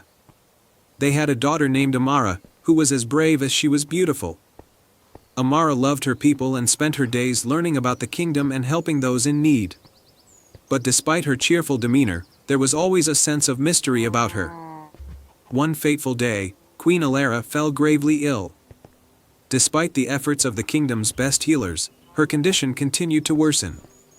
Desperate to save her mother, Princess Amara sought the counsel of the kingdom's oldest sage, an elderly woman named Matilda who lived in a secluded cottage deep within the Whispering Woods. Matilda listened intently to Amara's plight. "There is one thing that might save your mother," she said, her voice trembling with age. "The enchanted mirror of Seraphine. It possesses powerful magic that can heal even the gravest of illnesses. However, it is hidden in the Forbidden Fortress, guarded by fierce creatures and treacherous traps." Without hesitation, Amara decided to embark on the perilous journey to find the enchanted mirror.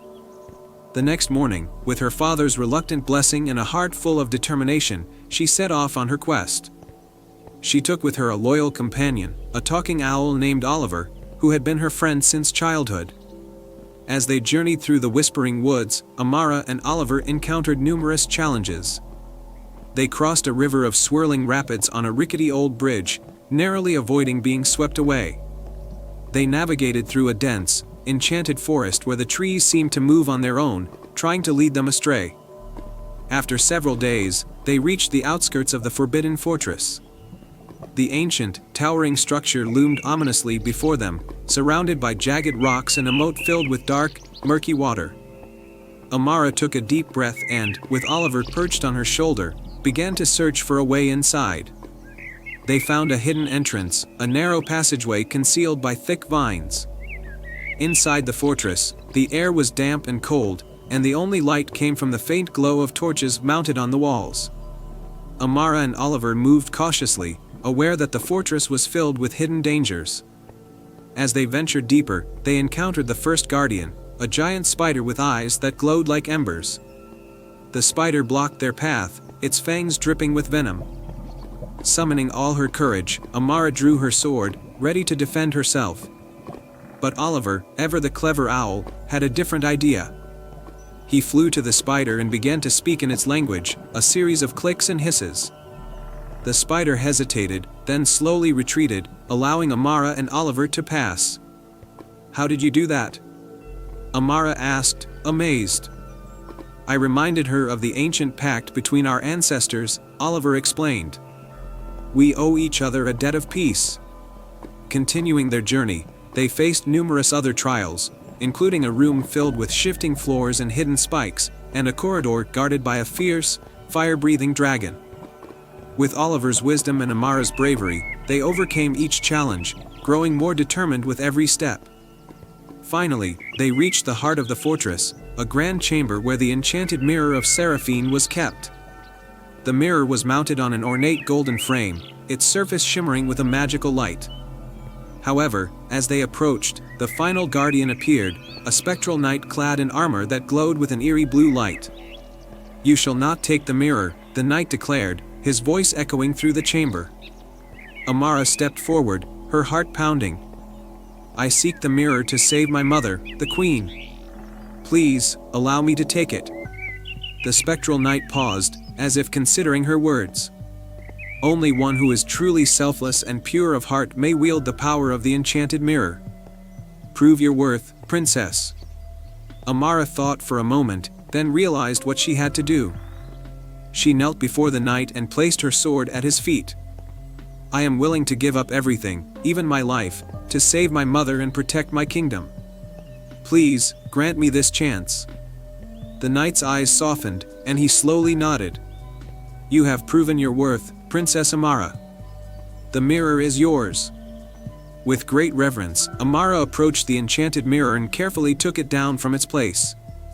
The moment she touched it, she felt a warm, soothing energy flow through her. She thanked the spectral knight, who bowed in return and then vanished. With the enchanted mirror in hand, Amara and Oliver hurried back to Luminera. The journey back seemed shorter, as if the mirror's magic was guiding them home. When they arrived, they found Queen Alera's condition had worsened. Without wasting a moment, Amara held the mirror over her mother, and its magical light enveloped the queen. Slowly, Queen Alera opened her eyes, her strength returning. She smiled at her daughter, tears of gratitude in her eyes. "Thank you, Amara. You have saved me." The kingdom rejoiced at the queen's miraculous recovery. King Eric declared a week of celebration, and Amara's bravery and selflessness became the stuff of legends.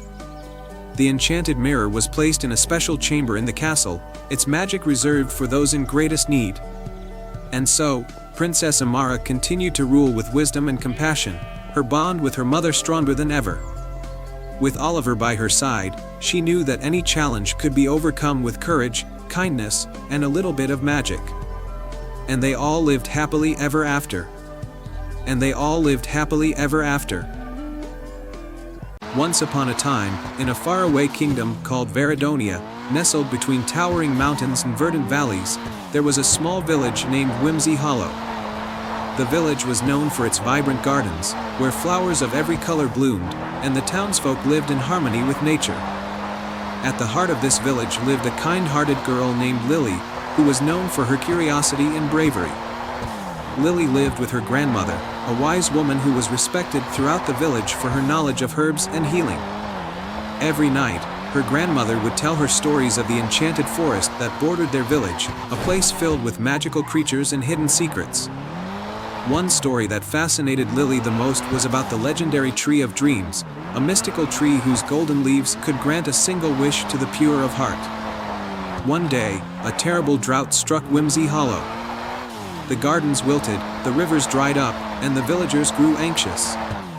The crops that the village depended on for survival were in jeopardy. Remembering the stories of the Tree of Dreams, Lily decided that she must find it and save her village. With a heart full of determination, Lily set off into the enchanted forest. Her faithful companion, a clever squirrel named Pip, joined her on her quest. The forest was a place of wonder, with trees that whispered ancient secrets and flowers that glowed in the dark. As they ventured deeper, they encountered their first challenge, a wide, roaring river with no bridge in sight. Just as Lily wondered how to cross, a majestic eagle swooped down and landed gracefully on a nearby rock. The eagle spoke in a regal voice, "To cross this river, you must answer my riddle. I speak without a mouth and hear without ears. I have no body, but I come alive with the wind. What am I?" Lily thought for a moment and then replied, "You are an echo." The eagle nodded and extended one of its mighty wings, creating a bridge of golden feathers. Lily and Pip crossed the river safely and continued their journey. Soon, they arrived at a dense part of the forest where the sunlight barely penetrated. Here, they met a wise old owl perched on a gnarled tree branch. "To pass through this dark wood, you must show your wisdom," the owl hooted. "Tell me, what can fill a room but takes up no space?" Lily pondered the question and then answered, "Light." The owl's eyes twinkled with approval, and the dense woods parted, allowing a clear path to form. As they walked through, they reached a beautiful meadow where a unicorn with a shimmering mane stood. The unicorn looked at them with sorrowful eyes. "My magic is fading, and I can no longer guard the Tree of Dreams," the unicorn said. "To find the tree, you must show compassion. Can you help me?" Lily, with Pip's help, gathered herbs and concocted a healing potion, just as her grandmother had taught her. She offered it to the unicorn, who drank it gratefully. Immediately, the unicorn's strength was restored, and it shone with a radiant light. "You have shown great kindness," the unicorn said. "Climb on my back, and I will take you to the Tree of Dreams." Lily and Pip climbed onto the unicorn's back, and in a flash of light, they were transported to a hidden grove. At the center of the grove stood the magnificent Tree of Dreams, its golden leaves shimmering like stars. However, as Lily approached the tree, a dark figure emerged from the shadows. It was Morgana, a sorceress who sought to use the tree's magic for her own selfish desires. "You cannot take the magic of the tree," Morgana hissed, her eyes glowing with malice. Lily stood her ground, her heart pounding but her resolve unwavering. The magic of the tree is meant to help those in need, not to serve selfish desires. Morgana raised her staff, ready to cast a spell, but Pip darted forward and knocked the staff from her hands. In the confusion, Lily touched the Tree of Dreams and made her wish, "I wish for the drought to end and for my village to thrive once more." The tree's leaves glowed brightly, and a wave of magic spread throughout the land. The drought was lifted, rivers flowed again, and the fields were filled with lush, green crops. Morgana, realizing she was defeated, disappeared into the shadows. Lily and Pip returned to Whimsy Hollow as heroes. The villagers celebrated their bravery, and the Tree of Dreams continued to bless the land with prosperity. Lily's name was remembered for generations, a symbol of courage and compassion. And so, the kingdom of Veridonia flourished under the watchful eye of its brave young hero, and they all lived happily ever after. In a quaint village nestled between lush hills and shimmering streams, there lived a kind-hearted girl named Elara. She was known for her curious spirit and unyielding kindness.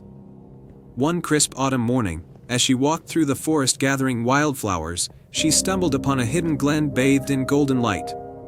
At the heart of the glen stood an old, gnarled oak tree with a peculiar lantern hanging from one of its branches.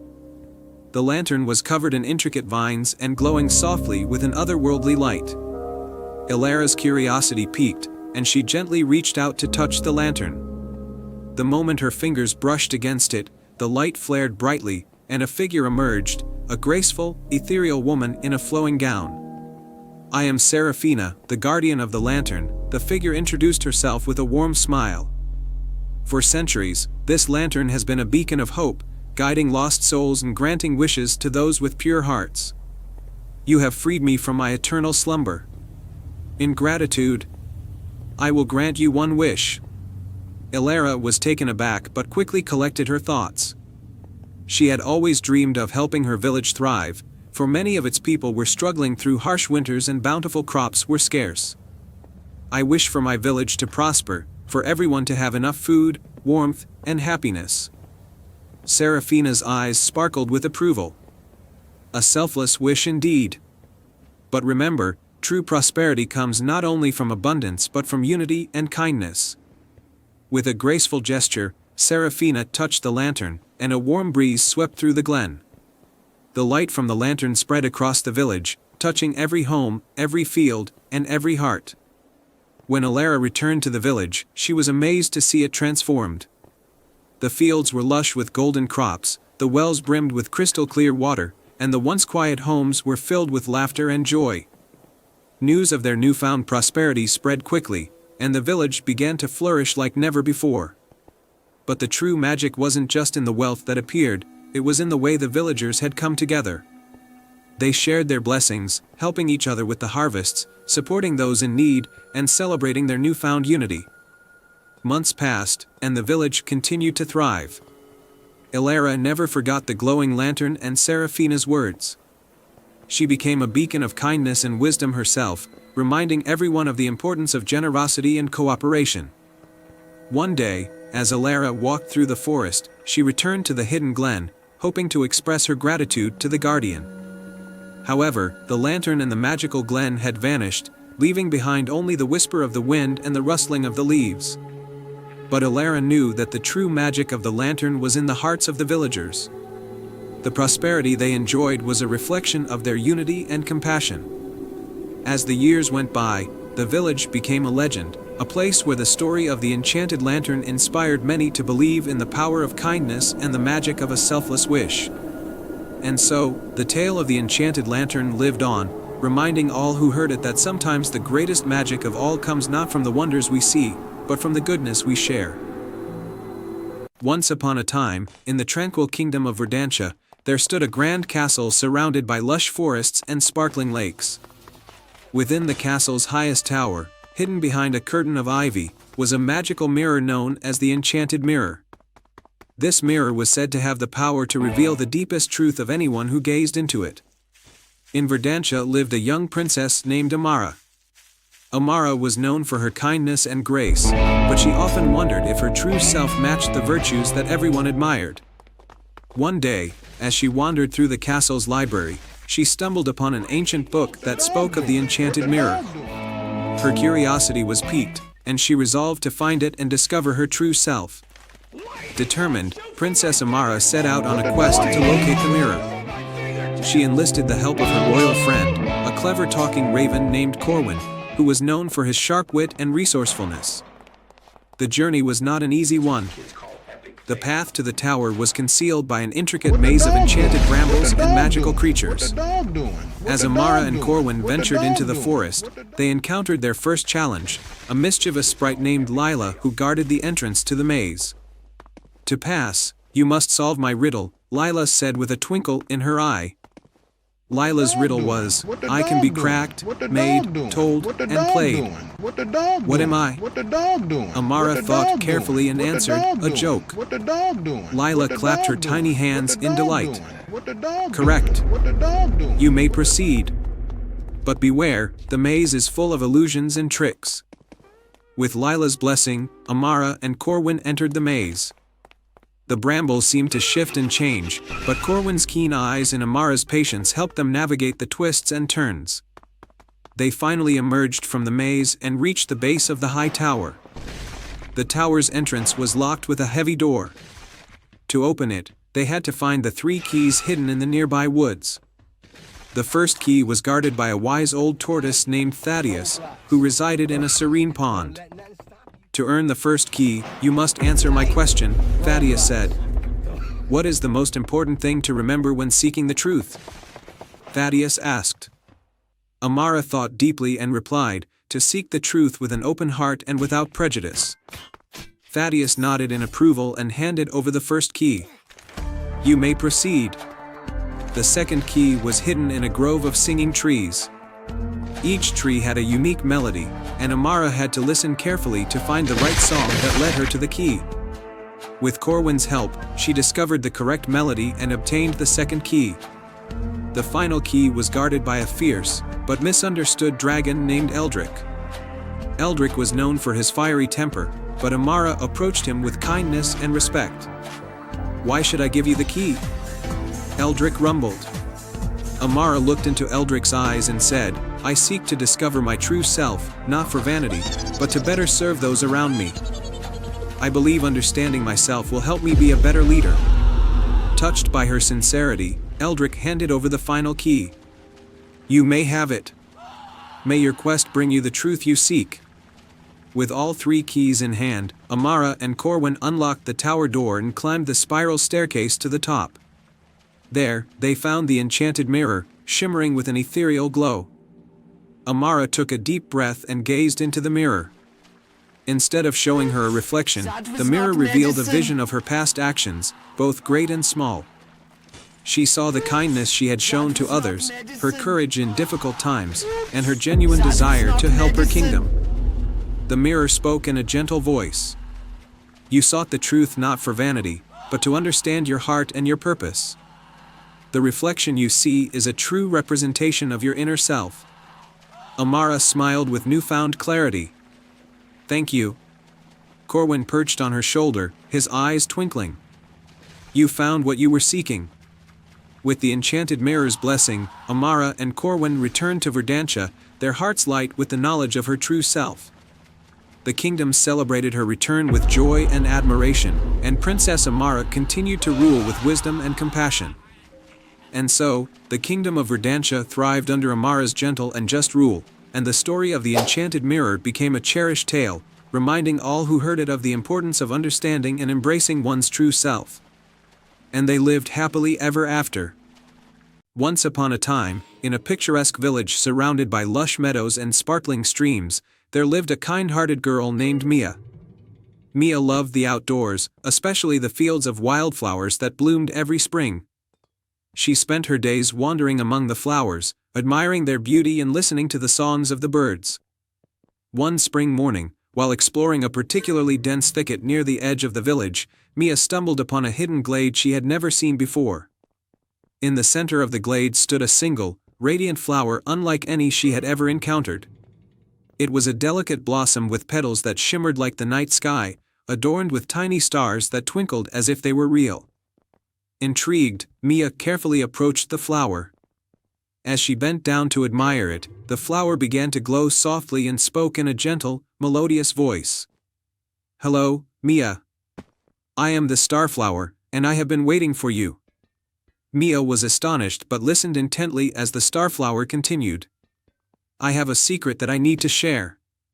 Many moons ago, a powerful enchantment was cast upon our land to protect it from harm. But now, the magic that keeps our world safe is fading, and the enchantment is weakening. Only a pure-hearted soul like yours can restore the magic. The Starflower explained that to renew the enchantment, Mia needed to find 3 magical relics hidden in different parts of the land. Each relic was guarded by a creature of magic and required an act of bravery and kindness to retrieve. Determined to help, Mia set out on her quest. The first relic, the Crystal of Light, was said to be hidden in the Enchanted Forest, a place known for its mystical creatures and ever-changing paths. As Mia ventured into the forest, she encountered a majestic stag with antlers that glowed like the moon. The stag was trapped by a thorny bramble, unable to move. Mia carefully freed the stag from the bramble, and in gratitude, the stag guided her to a hidden grove where the Crystal of Light lay atop a pedestal, surrounded by a ring of glowing mushrooms. With the crystal safely in hand, Mia continued her journey. The second relic, the Feather of Winds, was said to be guarded by a wise old owl in the Whispering Mountains. Mia climbed the rocky paths to reach the owl's lair. The owl was perched atop a high cliff, and it asked Mia to solve a riddle to prove her worth. With her quick thinking and kind heart, Mia solved the riddle, and the owl gifted her the Feather of Winds, which shimmered with all the colors of the sky. The final relic, the Heartstone, was hidden in the depths of the river, guarded by a gentle water spirit. The river was swift and treacherous, but Mia showed courage by helping the spirit, who was tangled in a net left behind by careless travelers. In return, the water spirit led Mia to a serene underwater grotto where the Heartstone glowed with a warm, soothing light. With all 3 relics collected, Mia returned to the hidden glade where the starflower awaited. The flower glowed even more brightly as Mia placed the relics around its base. As she did, a wave of magic surged through the land, restoring the enchantment and filling the world with a renewed sense of wonder and harmony. The starflower thanked Mia for her bravery and kindness, and as a reward, it granted her a special gift, a tiny, enchanted seed. The seed had the power to grow into any flower Mia desired, and it would always remind her of the magical adventure she had experienced. Mia returned to her village, where she planted the enchanted seed in her garden. The flower that grew from it was the most beautiful and unique bloom anyone had ever seen. It became a symbol of the magic that existed in the world and a reminder that even the smallest acts of kindness could have the most profound effects. And so, Mia's tale of bravery and kindness spread throughout the village, inspiring others to seek out the magic and wonder in their own lives. The enchanted glade remained a cherished secret, and the starflower's legacy continued to shine brightly in the hearts of those who believed in the power of magic. In a lush, enchanted forest known as Elderwood, there stood a mighty oak tree whose branches seemed to touch the sky. This oak, known as Elder Tree, was ancient and wise, and it was said that within its sprawling branches was a secret that could change the fate of anyone who discovered it. Among the villagers who lived near Elderwood was a young girl named Avelini. Avelini was known for her curiosity and her love for nature. She often ventured into the forest to explore its wonders, but the elder tree had always eluded her. The tree's enormous size and tangled branches made it seem almost magical and mysterious. One crisp autumn day, Avelini set out on a new adventure. She hoped that the golden leaves of the season might reveal something special. She walked deeper into the forest than ever before, guided by the vibrant colors and the soft rustle of leaves underfoot. As she wandered, she came across a small, hidden glen bathed in golden light. In the center of the glen was a single, shimmering acorn lying atop a bed of moss. The acorn glowed with a warm, golden hue, and Avelini felt a strange sense of wonder and excitement. A voice, soft and soothing, spoke from above. "That acorn is no ordinary one. It holds the magic of the elder tree and the power to fulfill a wish." Avelini looked up to see a graceful, silver-haired fairy hovering above her. The fairy introduced herself as Leora, the guardian of the elder tree. "This acorn is a gift for those who show a pure heart and seek to help others," Leora explained. "But to unlock its magic, you must perform 3 tasks that test your bravery, wisdom, and kindness." Avelini nodded eagerly, ready to accept the challenge. Leora smiled and vanished in a sparkle of light, leaving Avelini alone with the golden acorn. The first task was to prove her bravery. Leora's voice echoed in Avelini's mind, guiding her to a part of the forest where a great storm had recently struck. Trees were uprooted, and the path was blocked. Avelini noticed a family of woodland creatures trapped by fallen branches. Without hesitation, Avelini used her strength and determination to clear the debris and help the animals to safety.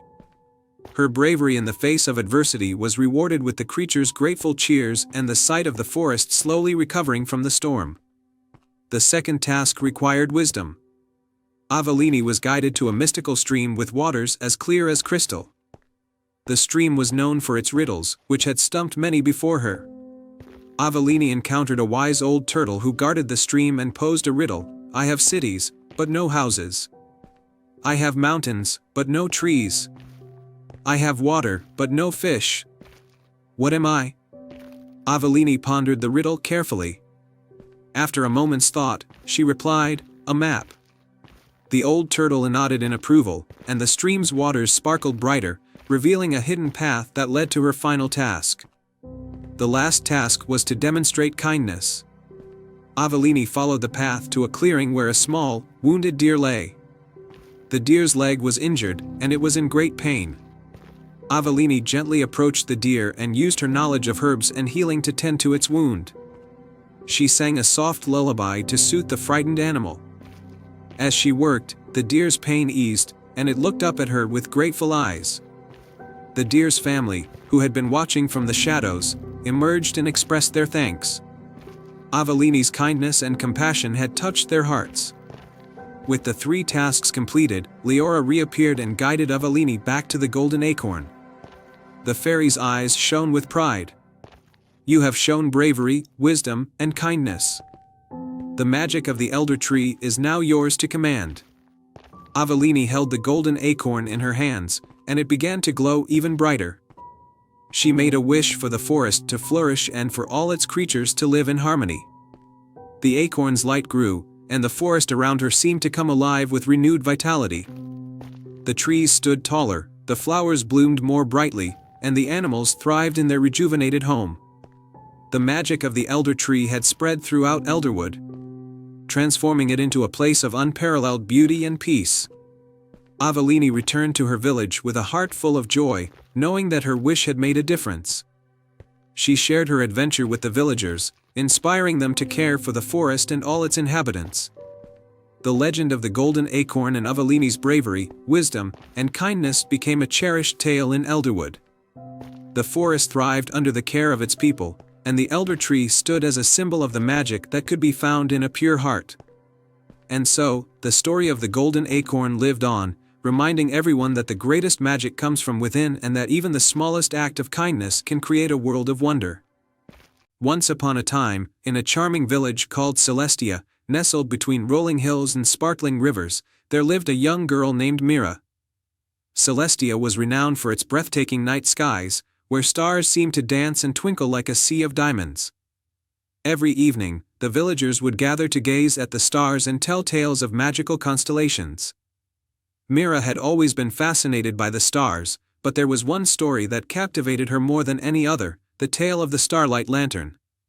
According to legend, the lantern was an ancient artifact that could capture the light of the stars and grant a single wish to the one who found it. However, the lantern had been lost for centuries, and no one knew where it lay.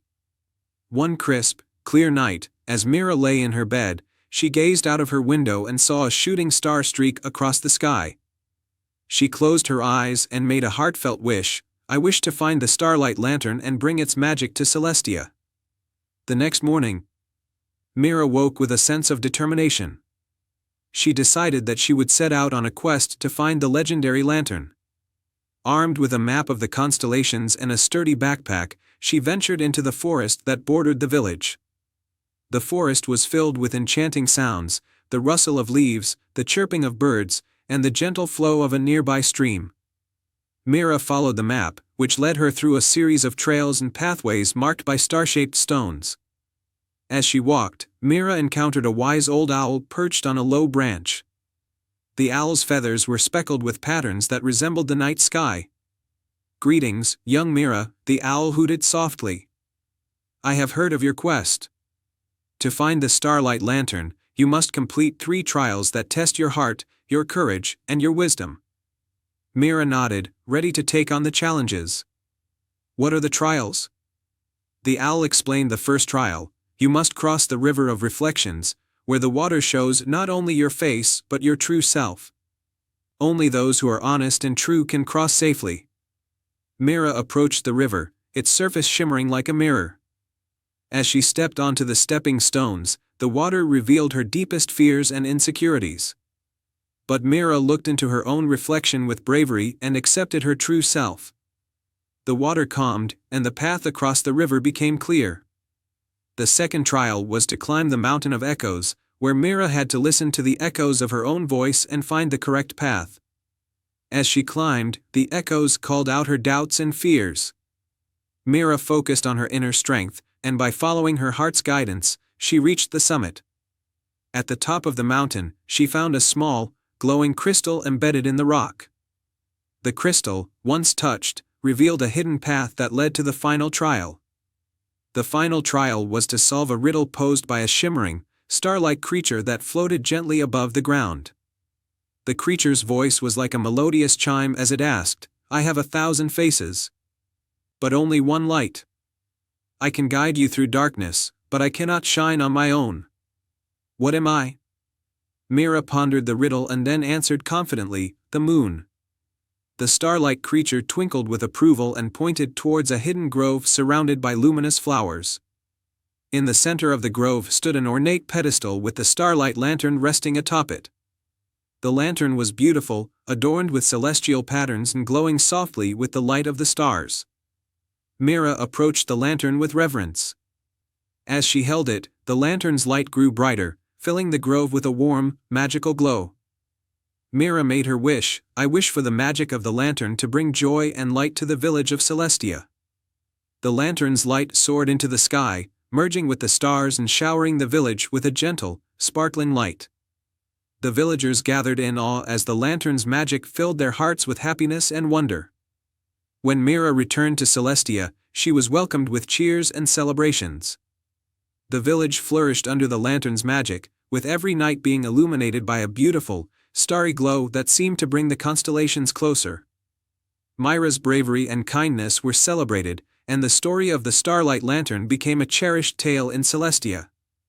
The lantern's magic continued to inspire the villagers to look up at the night sky with hope and wonder. And so, Celestia thrived in the light of the stars, and Mira's wish became a lasting legacy of magic and joy. Once upon a time, in a hidden corner of the world, there lay a kingdom known as Luminera. Luminera was famous for its breathtaking gardens and its ethereal moonlit nights. However, the kingdom's most precious secret was a flower called the moonflower, which bloomed only once every 100 years under the light of the full moon. Legend had it that the moonflower could grant a single wish to anyone who found it, but finding it was no easy task. In the village of Willowbrook, nestled at the edge of Luminera's enchanted forest, lived a kind-hearted girl named Eloan. Eloan loved the stories of the moonflower, and she dreamed of finding it to help her village, which had been suffering from a long drought. One evening, as the full moon began to rise in the sky, Eloan decided to embark on a quest to find the elusive moonflower. She packed a small satchel with provisions and set off into the forest, guided by the shimmering light of the moon. The forest was alive with the sounds of nocturnal creatures, and the moonlight cast a silvery glow on the trees. Eloan followed a winding path that seemed to be illuminated by a gentle, otherworldly light. She came across a wise old owl perched on a branch. "Good evening, wise owl," Eloan greeted. "Can you help me find the moonflower?" The owl, whose feathers sparkled like stardust, looked at her with keen eyes. "The moonflower is not easily found, for it hides in a place where light meets shadow and dreams intertwine with reality. You must follow your heart and trust in the guidance of the moon." Eloan thanked the owl and continued her journey. As she walked, she noticed that the moonlight seemed to form patterns on the forest floor, leading her to a hidden glade. In the center of the glade stood a large, ancient tree with branches that seemed to reach out to the sky. Under the tree, Eloan found a stone pedestal with intricate carvings of stars and moons. Atop the pedestal was a small, delicate box. Inside the box was a silver key and a note that read, "To find the moonflower. Seek the grove where dreams are born. Follow the melody of the moon and the whispers of the night." Eloan looked around and noticed a faint, melodic tune carried by the breeze. She followed the music to a nearby grove, where the trees glowed softly in the moonlight. In the heart of the grove, a crystal-clear pond reflected the light of the full moon. By the edge of the pond, Eloan saw a shimmering path of moonlight leading to a hidden entrance beneath the roots of a great tree. She used the silver key to unlock the entrance, revealing a staircase that descended into the depths of the earth. With determination, Eloan climbed down the staircase, which led her to an underground cavern bathed in a soft, mystical glow. In the center of the cavern was a pedestal with a single, radiant moonflower in full bloom. Its petals glowed with an iridescent light, and the air around it seemed to hum with magic. Eloan approached the moonflower with awe. She gently picked it, knowing that she had to make her wish. She closed her eyes and wished for rain to fall upon her drought-stricken village, hoping that it would bring life back to the land and restore hope to her people. As soon as Eloan made her wish, the moonflower's petals began to sparkle and emit a brilliant light. The light grew brighter and brighter until it enveloped the cavern. When the light faded, Eloan found herself back at the edge of the forest, the moonflower safely in her hands. She hurried back to Willowbrook, where she was greeted by a sky filled with dark, rain-laden clouds. As she arrived, the first drops of rain began to fall. The villagers watched in amazement as the rain nourished the parched earth, and the once dry river began to flow again. Eloan's wish had come true, and the village thrived once more. The story of the moonflower and Eloan's bravery became a cherished legend, reminding everyone of the magic that lies in selfless wishes and the power of hope. And so, Luminara remained a kingdom of wonder and prosperity, forever touched by the light of the moonflower and the courage of a young girl who followed her heart. The end. Once upon a time, in a peaceful kingdom surrounded by vast meadows and deep forests, there was a small village named Luminara. The village was famous for its annual Moonlight Festival, where the villagers celebrated the beauty of the full moon with lanterns that were said to have magical properties. These lanterns were believed to bring good fortune and happiness to those who held them. In Luminara lived a young girl named Lyra. Lyra was known for her love of the moon and her curiosity about the magical lanterns. Every year, she eagerly awaited the Moonlight Festival, but this year, something felt different. The village had been struck by a series of misfortunes. Crops had failed, animals were ill, and the once vibrant festival preparations seemed subdued. Determined to bring back the village's joy, Lyra decided to seek out the source of the lantern's magic. She had heard of an old legend that spoke of a hidden moonlight lantern, one that was more powerful than the rest. This lantern, according to the legend, was hidden deep in the enchanted forest and could only be found by someone with a true heart and pure intentions. One evening, under the light of the full moon, Lyra set off on her quest. She packed a small bag with essentials, a map, some bread, and a flask of water. Her royal cat, Luna, joined her for the adventure. As Lyra and Luna ventured into the enchanted forest, they encountered their first challenge, a dense fog that seemed to swirl and shift, making it hard to see. A soft, melodic voice called out from the fog, guiding them to a small, glowing mushroom. "Follow the path of light," the voice said. "It will lead you to the heart of the forest." Lyra followed the glowing mushrooms, which created a trail through the fog. After walking for a while, they arrived at a sparkling stream with clear, flowing water. On the other side of the stream stood a wise old fox named Felix. "Greetings, traveler," Felix said. "To cross the stream, you must solve a riddle." Lyra, eager to continue, agreed. Felix's riddle was, "I have cities but no houses, forests but no trees, and rivers but no water. What am I?" Lyra thought for a moment and answered, "A map." Felix nodded approvingly and helped Lyra and Luna across the stream using stepping stones that appeared magically. On the other side of the stream, they found themselves in a meadow filled with glowing fireflies. In the center of the meadow was a beautiful, ancient oak tree with a small, intricately carved door at its base. The door was locked, and a note was attached that read, "Only the pure-hearted can unlock this door." Lyra reached into her bag and pulled out a golden key her grandmother had given her. She had always kept it with her, believing it to be a symbol of hope. When she placed the key into the lock, the door opened with a gentle creak. Inside, they discovered a hidden chamber bathed in soft moonlight. At the center of the chamber stood the moonlight lantern, glowing with a radiant, silvery light. As Lyra approached the lantern, she felt a warm, comforting presence. A gentle voice spoke from the lantern, "You have shown great courage and kindness. The magic of this lantern is now yours to share." With the lantern in hand, Lyra and Luna made their way back to Luminara. The village was still gloomy, but as Lyra approached with the moonlight lantern, a magical glow began to spread through the air. The lantern's light filled the village with a warm, soothing radiance.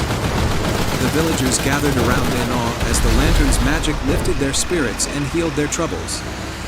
The crops began to flourish, the animals recovered, and the festival preparations turned into a grand celebration. The Moonlight Festival was more vibrant and joyful than ever before.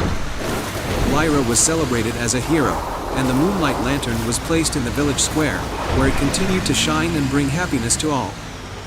The village of Luminera thrived, and the legend of the Moonlight Lantern was passed down through generations as a reminder of the power of courage, kindness, and the magic that lies within a pure heart. And they all lived happily ever after. I hope you enjoyed this fairy tale. In a land where rolling meadows met sparkling rivers and towering mountains, there was a village called Celestia. The village was renowned for its breathtaking skies, painted every day by an unseen artist who colored the clouds with stunning hues. No one knew who this artist was, but their work brought joy to all who saw it. The village was home to a young girl named Eloan, whose dreams were as vibrant as the skies she admired. Eloan loved to watch the clouds change colors at sunrise and sunset, and she often imagined herself as the artist behind the magical transformations. One afternoon, while exploring the edge of the forest, Eloan stumbled upon an old, dusty book half buried under a pile of leaves. She picked it up and brushed off the dirt, revealing a cover adorned with intricate patterns and a shimmering title, The Secrets of the Cloud Painter. Excited, Eloan opened the book and began to read. The book spoke of a legendary cloud painter who used enchanted paintbrushes to create the most beautiful skies. The painter had vanished long ago, leaving only the magical brushes behind. According to the book, the brushes were hidden in the heart of the enchanted forest, guarded by a series of mystical challenges. Determined to uncover the truth, Eloan set out on a quest to find the enchanted brushes. She ventured into the enchanted forest, which was known for its magical creatures and mysterious paths. Her first challenge was to find the glowing brook, said to be the source of the magical paint used by the cloud painter. After hours of searching, Eloan stumbled upon a brook that shimmered with a soft, golden light. As she knelt by the water, she saw that the brook was filled with tiny, sparkling fish that seemed to dance in the light. A wise old turtle appeared from the depths and spoke to her. "To find what you seek, you must answer this question," the turtle said. "What is both a guide and a companion, always present but never seen?" Eloan thought for a moment and then answered, "A shadow." The turtle nodded and revealed a hidden path behind the brook. Eloan followed the path, which led her to a large, ancient tree with a door carved into its trunk. Inside the tree was a cozy room filled with soft, glowing lanterns and shelves of beautiful paintbrushes. But only one brush was enchanted, the one with a handle made of shimmering silver and bristles that seemed to sparkle with every color of the rainbow. Eloan carefully picked up the enchanted brush and felt a rush of excitement. As she turned to leave, a gentle voice spoke from the shadows. "You have found the first brush, but there are still 2 more challenges to overcome." Eloan was determined and continued her journey. The next challenge led her to the misty meadow, where she needed to find the luminous flower, which bloomed only in the light of the full moon. The meadow was filled with mist and ethereal light, and Eloan had to navigate through a maze of shimmering fog. At the heart of the meadow, Eloan found the luminous flower, its petals glowing softly in the moonlight. As she approached, a beautiful fairy appeared and handed her a vial filled with moonlight. "Use this vial to reveal the true colors of the enchanted brush," the fairy said. "But remember, true beauty comes from the heart." With the vial in hand, Eloan made her way to the final challenge, the Summit of Stars. At the summit, she found a canvas stretched across a massive stone frame, waiting to be painted. The night sky above was filled with twinkling stars, and Eloan knew this was where she would use the enchanted brush. As she began to paint, the brush danced across the canvas, creating mesmerizing patterns and colors that mirrored the night sky. The moonlight from the vial infused the paint with a magical glow, and the canvas came to life with swirling constellations and vivid hues. Suddenly, a soft, warm light enveloped Eloan, and a figure appeared before her, a radiant spirit with a flowing robe and a crown of stars. The spirit was the cloud painter, who had been watching Eloan's journey. "You have shown great courage, creativity, and a pure heart, the spirit said. The enchanted brushes are now yours to use.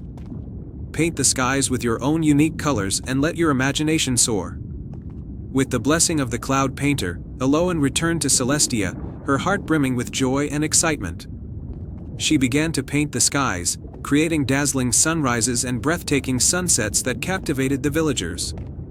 Each day, the clouds took on new and magical forms, reflecting Eloan's boundless creativity.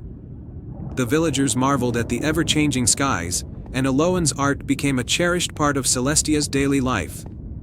The village thrived under the radiant skies, and the story of Eloan's adventure and the magical brushes was told and retold through generations. And so, Eloan's dreams became a reality, and the skies of Celestia continued to sparkle with the colors of her imagination, reminding everyone that true magic is created with a heart full of wonder and creativity. In a land where the moonlight danced on the silver waters of a grand lake, there was a hidden kingdom known only to those with the purest of hearts. This kingdom, called Lumina, was a place of wonder where the trees glowed softly, and the flowers sang lullabies to the stars. Its ruler was Queen Seraphina, a kind and wise queen who possessed a magical moonstone that kept the kingdom bathed in eternal twilight. The kingdom's peace was threatened when the moonstone, which had been safeguarded for centuries, began to dim. The once brilliant light now flickered weakly. Queen Seraphina, worried about the kingdom's future, summoned her most trusted advisor, a wise old owl named Orin. Orin, the queen said, the moonstone's light is fading, and with it, the magic of Lumina is weakening. We must find the source of the problem before it's too late. Orin, with his deep knowledge of ancient lore, explained that the only way to restore the moonstone's power was to find the lost starlight crystal, which had been hidden long ago, to protect it from dark forces. To find the crystal, they would need to follow 3 clues left by the kingdom's founders. Queen Seraphina decided to seek the help of the bravest and kindest person she knew, a young girl named Arya who lived on the edge of the forest. Arya had always shown a deep love for the natural world and had an adventurous spirit. Arya agreed to help and set out on her quest with Orin guiding her. The first clue was hidden in the Whispering Woods, where the trees were said to hold secrets in their rustling leaves. The Whispering Woods and the Whispering Woods, the trees whispered directions and riddles. Arya listened carefully to the rustling leaves and followed the path they revealed. She soon came upon an ancient tree with a hollow trunk. Inside the trunk, she found an old parchment with a riddle, asterisk, in the valley where shadows fall, seek the light that never dies. Only then will you find the way to the crystal's hidden guise. Asterisk. Arya and Orin interpreted the riddle to mean that they needed to go to a valley where a perpetual shadow was cast by an eternal mountain. The Valley of Eternal Shadows. They traveled to the Valley of Eternal Shadows, where the towering mountain cast a permanent shade. At the valley's heart was a small, hidden cave. Inside, they discovered a glowing orb resting on a pedestal. The orb was known as the Eternal Light, and it provided them with the next clue, asterisk, when the moon's tears are seen, find the mirror that reflects the unseen. There lies the path to the crystal, hidden where dreams are woven. Asterisk. The Mirror of Dreams. Following the clue, Arya and Orin journeyed to the Dreamweaver's Glen, a place known for its magical mirrors that could reflect not just appearances but also hidden truths. They searched among the mirrors and found one that showed a vision of a moonlit lake, where the starlight crystal was said to be hidden. The vision guided them to a tranquil lake, with the moonlight casting an enchanting glow over the water. At the lake's center was a small island, and on it stood a solitary, ancient pedestal. As Arya and Orin approached the pedestal, they saw the starlight crystal resting upon it, glowing softly but not as brightly as it should. They realized that the crystal's light needed to be rekindled by the moonstone's power. Arya took out the moonstone from her pouch and held it up. The crystal's light and the moonstone's light began to intertwine, merging and growing brighter. The lake shimmered with renewed magic, and the kingdom of Lumina began to glow once more. Returned to Lumina with the starlight crystal restored, Arya and Orin returned to Lumina. Queen Seraphina welcomed them with immense gratitude. She placed the crystal beside the moonstone, and its light became radiant again, filling the kingdom with a warm, magical glow. the kingdom's magic was revitalized, and the once fading moonstone now shone brighter than ever. The trees, flowers, and waters of Lumina sparkled with renewed life. The kingdom celebrated Aria's bravery and kindness, and she was honored as a hero of Lumina. Aria returned to her home with a heart full of joy and the knowledge that even the smallest light can make a great difference. The story of her quest became a cherished tale in Lumina, a reminder of the power of courage, friendship, and the magic that can be found in every heart. And so, under the shimmering light of the moon and the starlight crystal, Lumina continued to thrive, its magic and beauty preserved for generations to come. The end. Once upon a time, in the magical kingdom of Alicia, there was a village named Starfall, nestled in a valley where the stars seemed to fall from the sky every night. The village was surrounded by lush forests and crystal-clear lakes, and the people lived in harmony with nature and each other. The stars were believed to be the tears of Celestia, the star goddess, who watched over the land from her celestial palace. Among the villagers was a young boy named Leo, known for his boundless curiosity and adventurous spirit. Leo loved exploring the forests and lakes, and he often dreamt of visiting Celestia's palace.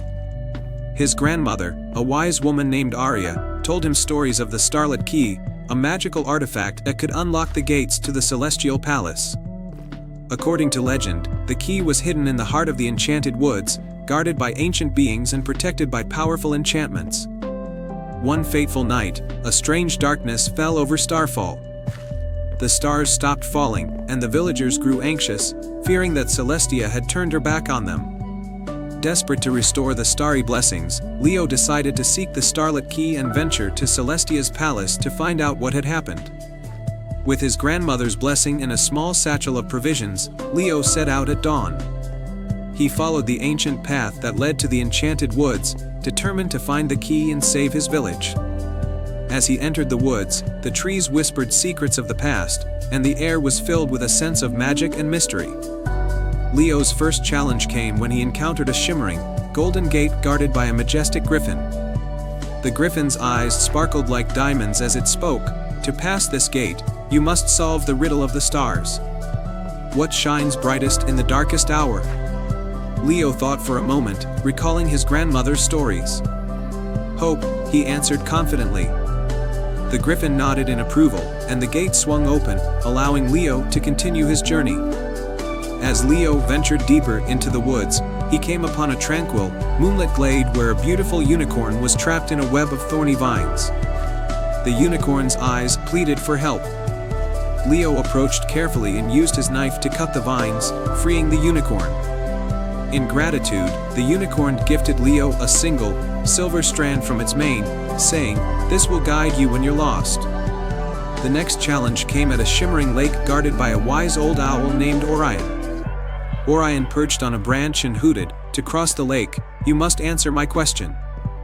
What is more precious than gold but cannot be bought or sold?" Leo smiled, remembering his grandmother's teachings. "Friendship," he replied. Orion flapped his wings in approval, and a path of glowing lily pads appeared, allowing Leo to cross the lake safely. Finally, Leo reached a towering, ancient tree at the heart of the Enchanted Woods. At its base was a small, intricately carved chest, guarded by a shadowy figure. The figure spoke in a voice like the rustling leaves, "To claim the Starlit Key, you must prove your heart's purity. Place your hand on the chest and let it read your soul." Leo placed his hand on the chest, and it glowed with a soft, golden light. The shadowy figure nodded and vanished, leaving the chest unlocked. Inside, Leo found the Starlit Key, a beautiful, star-shaped artifact that shimmered with celestial light. With the key in hand, Leo made his way back to Starfall. As he approached the village, the stars began to reappear in the sky, and the villagers gathered to welcome him home. His grandmother, tears of joy in her eyes, embraced him tightly. "You've done it, Leo," Aria said. "Now you must visit Celestia's palace and discover why the stars stopped falling." That night, Leo used the Starlit Key to unlock a hidden portal at the top of the highest hill in Starfall. The portal glowed with an ethereal light, and Leo stepped through, finding himself in the Celestial Palace, a place of breathtaking beauty and wonder. In the heart of the palace, Leo found Celestia, the star goddess, surrounded by a dark, swirling mist. "Why have you stopped the stars from falling?" Leo asked, his voice echoing in the vast chamber. Celestia looked at him with sorrowful eyes. "A dark force has been draining my power, causing the stars to fade. But your pure heart and brave spirit have brought hope to this realm." Leo, remembering the silver strand from the unicorn, used it to dispel the dark mist. As the mist vanished, Celestia's light grew brighter, and the stars began to shine once more. In gratitude, Celestia gifted Leo a star pendant, a symbol of her eternal blessing. Leo returned to Starfall, the star pendant glowing around his neck. The villagers rejoiced, celebrating his bravery and the return of the stars. From that day on, Leo was known as the Star Keeper, and his tale was told for generations, inspiring others to seek adventure and protect the magic of their world. And so, the kingdom of Alicia lived happily ever after, forever grateful for the courage and heart of a young boy named Leo, who brought the stars back to their sky. The end. Once upon a time, in a kingdom nestled between rolling green hills and sparkling rivers, there was a village called Starhaven. Starhaven was known for its night skies, which were filled with countless twinkling stars. The villagers believed that their stars were special, each one granting a wish to those who believed. In the heart of Starhaven stood an ancient tower, the home of the Star Keeper, an elderly man named Eldrick. Eldrick was a wise and kind-hearted soul who spent his nights caring for the stars. He polished the stars with his magic cloth, making sure they shone brightly for all to see. One evening, as the sun dipped below the horizon, a young girl named Lila came to the tower. She was known for her curiosity and bravery. Lila had always wondered how the stars were cared for and if the tales of their magical wishes were true. "Eldrick," she called as she approached the tower, "I've heard so much about the stars. Can you tell me their secret?" Eldrick smiled warmly. "Ah, Lila, the stars are indeed magical. But their true power lies in belief and kindness." Lila's eyes widened. "Can I help you with the stars tonight?" Eldrick considered this for a moment. "Very well, but remember, the stars have their own way of revealing their magic. Follow my lead." They climbed the winding stairs of the tower to the very top, where Eldrick had a large telescope. Through the telescope, Lila saw the stars up close, their light shimmering like diamonds. "Each star," Eldrick explained, "has a tale. They watch over us, granting wishes to those with pure hearts." As Lila looked through the telescope, she noticed one star that seemed to flicker more brightly than the others. "What about that star?" she asked. Eldrick's eyes twinkled. "That is the Wish Star. It is said to grant a special wish to anyone who can truly discover its secret." Lila was intrigued. "How can I discover its secret?" Eldrick handed her a small, silver key. "This key can unlock a secret chamber within the tower. There, you might find what you seek." With excitement, Lila hurried to the hidden door within the tower. She unlocked it with the silver key and entered a dimly lit room. Inside, there was an old, dusty book resting on a pedestal. She opened the book, revealing pages filled with mysterious symbols and drawings. As Lila examined the book, a gentle voice spoke. "Welcome, Seeker. To unlock the Wish Star's true power, you must understand the essence of wishes." The voice belonged to an ethereal figure that appeared from the book, a guardian of the stars named Seraphina. She glowed with a soft, celestial light. To unlock the Wish Star's power, Seraphina said, you must first make a wish of your own. But remember, it must be a selfless wish, one that helps others. Lila thought long and hard. She remembered the villagers in Starhaven, who had always been kind and caring. They had helped her and her family through many challenges. She realized that her wish was not for herself, but for the well-being of her village. With a deep breath, Lila made her wish aloud. "I wish for the prosperity and happiness of Starhaven and its people." The room filled with a brilliant light, and Seraphina smiled. "You have made a wish of great virtue. The Wish Star's magic will now shine brighter, and its light will bring joy and prosperity to Starhaven. Lila returned to Eldrick with a heart full of joy. The Wish Star's secret is to wish for the good of others. Eldrick nodded approvingly. You have learned well. The true magic of the stars lies not in their light, but in the light we bring to others. As the night continued, Lila and Eldrick watched the stars together. The Wish Star gleamed more brightly than ever, casting a warm glow over Starhaven. The village thrived with newfound hope and happiness, thanks to Lila's selfless wish. From that night on, Lila became known as the Guardian of Wishes, and she continued to spread kindness and joy throughout Starhaven. Eldrick and the stars watched over her, knowing that the magic of the stars was alive and well in the hearts of those who believed. And so, in the heart of Starhaven, where the stars always shone brightly, Lila's story was told for generations to come. It was a tale of kindness, selflessness, and the true magic of wishes, reminding everyone that sometimes, the brightest stars are those that shine from within. Once upon a time, in a tranquil valley surrounded by rolling hills and shimmering lakes, there was a tiny village known for its breathtaking night skies. Each evening, the villagers would gather to watch the stars twinkle and dance in the sky, filling their hearts with wonder. The most enchanting legend of all was the tale of the Lantern of Stars, a magical lantern said to be able to capture the light of the stars and grant one wish to anyone who could find it.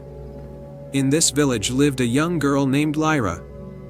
Lyra was known for her boundless curiosity and love of the night sky. Every night, she would gaze up at the stars and dream of discovering the Lantern of Stars. Her dreams weren't just about making a wish for herself, but rather using the lantern's magic to help her village, which had recently suffered from a series of unfortunate events that left the fields barren and the river running dry. One crisp autumn evening, Lyra decided it was time to embark on a quest to find the Lantern of Stars and restore hope to her village. The first challenge, the Whispering Forest. Lyra's journey began in the Whispering Forest, a mystical place where the trees seemed to speak in hushed tones and the leaves rustled with secrets. As she ventured deeper into the forest, she came across an ancient oak tree with a face carved into its trunk. To pass through the Whispering Forest, the tree said in a voice as old as time, "You must solve this riddle. I have keys but open no locks. I have space but no room. You can enter but not go outside." What am I? Lyra thought for a moment and answered, "A piano." The ancient oak tree's eyes sparkled with approval, and it parted its branches to reveal a hidden path. "Follow this path to continue your quest," the tree advised. The second challenge, the River of Reflections. Lyra followed the path and soon reached the River of Reflections, a serene river with water so clear it mirrored the sky perfectly. The river was guarded by a graceful swan whose feathers glistened like moonlight. To cross the River of Reflections, the swan said in a melodious voice, "You must answer this question. The more you take, the more you leave behind." What am I? Lyra pondered the question and replied, "Footsteps." The swan's eyes shone with delight, and it flapped its wings, creating a bridge of sparkling water lilies across the river. Lyra carefully crossed the bridge, her heart filled with hope. The third challenge, the Cave of Echoes. On the other side of the river, Lyra arrived at the entrance of the Cave of Echoes, a grand cavern where the walls seemed to hum with a soft, resonant melody. At the entrance stood a large, ornate door with intricate star patterns. A gentle voice echoed from within the cave, "To unlock this door and find the Lantern of Stars, you must reveal your true heart. Share your deepest wish and prove that you seek it with sincerity." Lyra took a deep breath and spoke with honesty, "My deepest wish is to find the Lantern of Stars and use its magic to bring prosperity and joy back to my village. I want to help my people and restore the land that has suffered." The cave's walls began to glow with a warm, golden light, and the ancient door slowly creaked open, revealing a chamber bathed in a soft, celestial light. In the center of the chamber stood the Lantern of Stars, its surface shimmering with the light of countless stars. The revelation, the lantern's gift. With the Lantern of Stars in her hands, Lyra returned to her village. As she held the lantern up to the night sky, its light began to shine brightly, sending a cascade of starry beams across the land. The barren fields turned lush and green, the river flowed with crystal-clear water, and a sense of joy and prosperity returned to the village. The villagers gathered around Lyra, amazed by the transformation. They celebrated her bravery and the magic of the Lantern of Stars, grateful for the return of their land's abundance and happiness. The tale of Lyra's quest and the Lantern of Stars became a cherished story in the village, a reminder of the power of hope, courage, and the magic that lies within the heart of those who seek to bring light and joy to others. Under the twinkling stars and the magic of the lantern, the village thrived once more, forever grateful for the girl who had restored their dreams and their land. The Star Weaver's secret. In a small, quaint village nestled in a lush valley, there lived a humble woman named Leora. She was known for her exquisite weaving, crafting tapestries that seemed to come alive with every stitch. Leora's creations were not mere decorations, they told stories of dreams and magic, woven from threads of silver and gold. The villagers cherished Leora's work, but they also whispered about an old legend. According to the tale, Leora possessed a secret talent. She was said to be a star weaver, someone who could capture the light of the stars in her threads. This legend was dismissed by many as a mere myth, but it lingered in the hearts of those who longed for a touch of magic in their lives. The mysterious request. One evening, as the stars began to twinkle in the velvet sky, a stranger arrived in the village.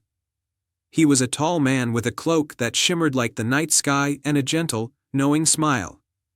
He introduced himself as Eric, a traveler from a distant land. Eric sought Leora's help. "I have heard of your incredible talent," he said. "I need a tapestry that holds the light of the rarest star, one that can bring hope and healing to my land, which is suffering from a terrible drought." Leora, intrigued and moved by Eric's story, agreed to help him. Eric handed her a small, ornate box. Inside was a single, radiant star crystal. "This crystal holds the essence of the rarest star," he explained. "It will guide you in your weaving." The enchanted weaving Leora worked tirelessly day and night, using the star crystal to illuminate her loom. As she wove, the thread sparkled with an ethereal light, and the tapestry began to take shape. It depicted a magnificent celestial landscape with stars, moons, and mythical creatures dancing across the fabric. Unbeknownst to Leora, the tapestry was imbued with magic. The star crystal was not only guiding her but also infusing her work with a powerful enchantment. As the final stitch was made, the tapestry shone with a light so pure and brilliant that it seemed to hold the very essence of the night sky. The journey to Eric's land. With the tapestry completed, Leora and Eric set out on a journey to his homeland, a distant kingdom suffering from endless drought. The land was parched, and the people's spirits were as dry as the cracked earth beneath their feet. When they arrived, Eric presented the tapestry to the kingdom's rulers and laid it out in the central square. The villagers gathered around, their eyes widening in awe at the tapestry's beauty. As the sun set, the tapestry began to glow softly, reflecting the light of the stars above. The miracle. As the tapestry shimmered in the moonlight, something incredible happened. The tapestry's light began to spread across the kingdom. The barren fields started to green, and the once dry wells began to fill with fresh, sparkling water.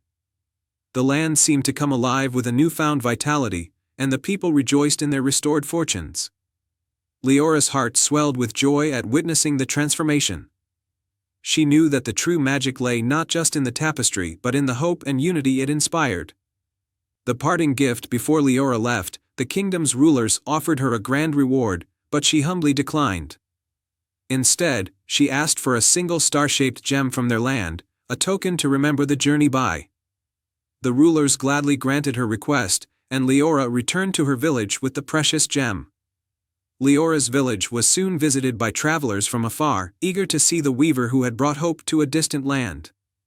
The tale of her bravery and kindness spread far and wide, and her tapestries were revered not only for their beauty but also for the magic they carried within. A lasting legacy. Leora continued to weave, her work now infused with the wisdom and magic she had gained from her journey. The star-shaped gem became a cherished keepsake, a reminder of the power of hope and the difference one person can make. The village flourished, and Leora's legend lived on, inspiring generations to believe in the magic of their own dreams and the possibility of creating light even in the darkest of times. And so, under the watchful gaze of the stars, Leora's story was woven into the fabric of time, a testament to the magic that lives in the heart of those who dare to dream.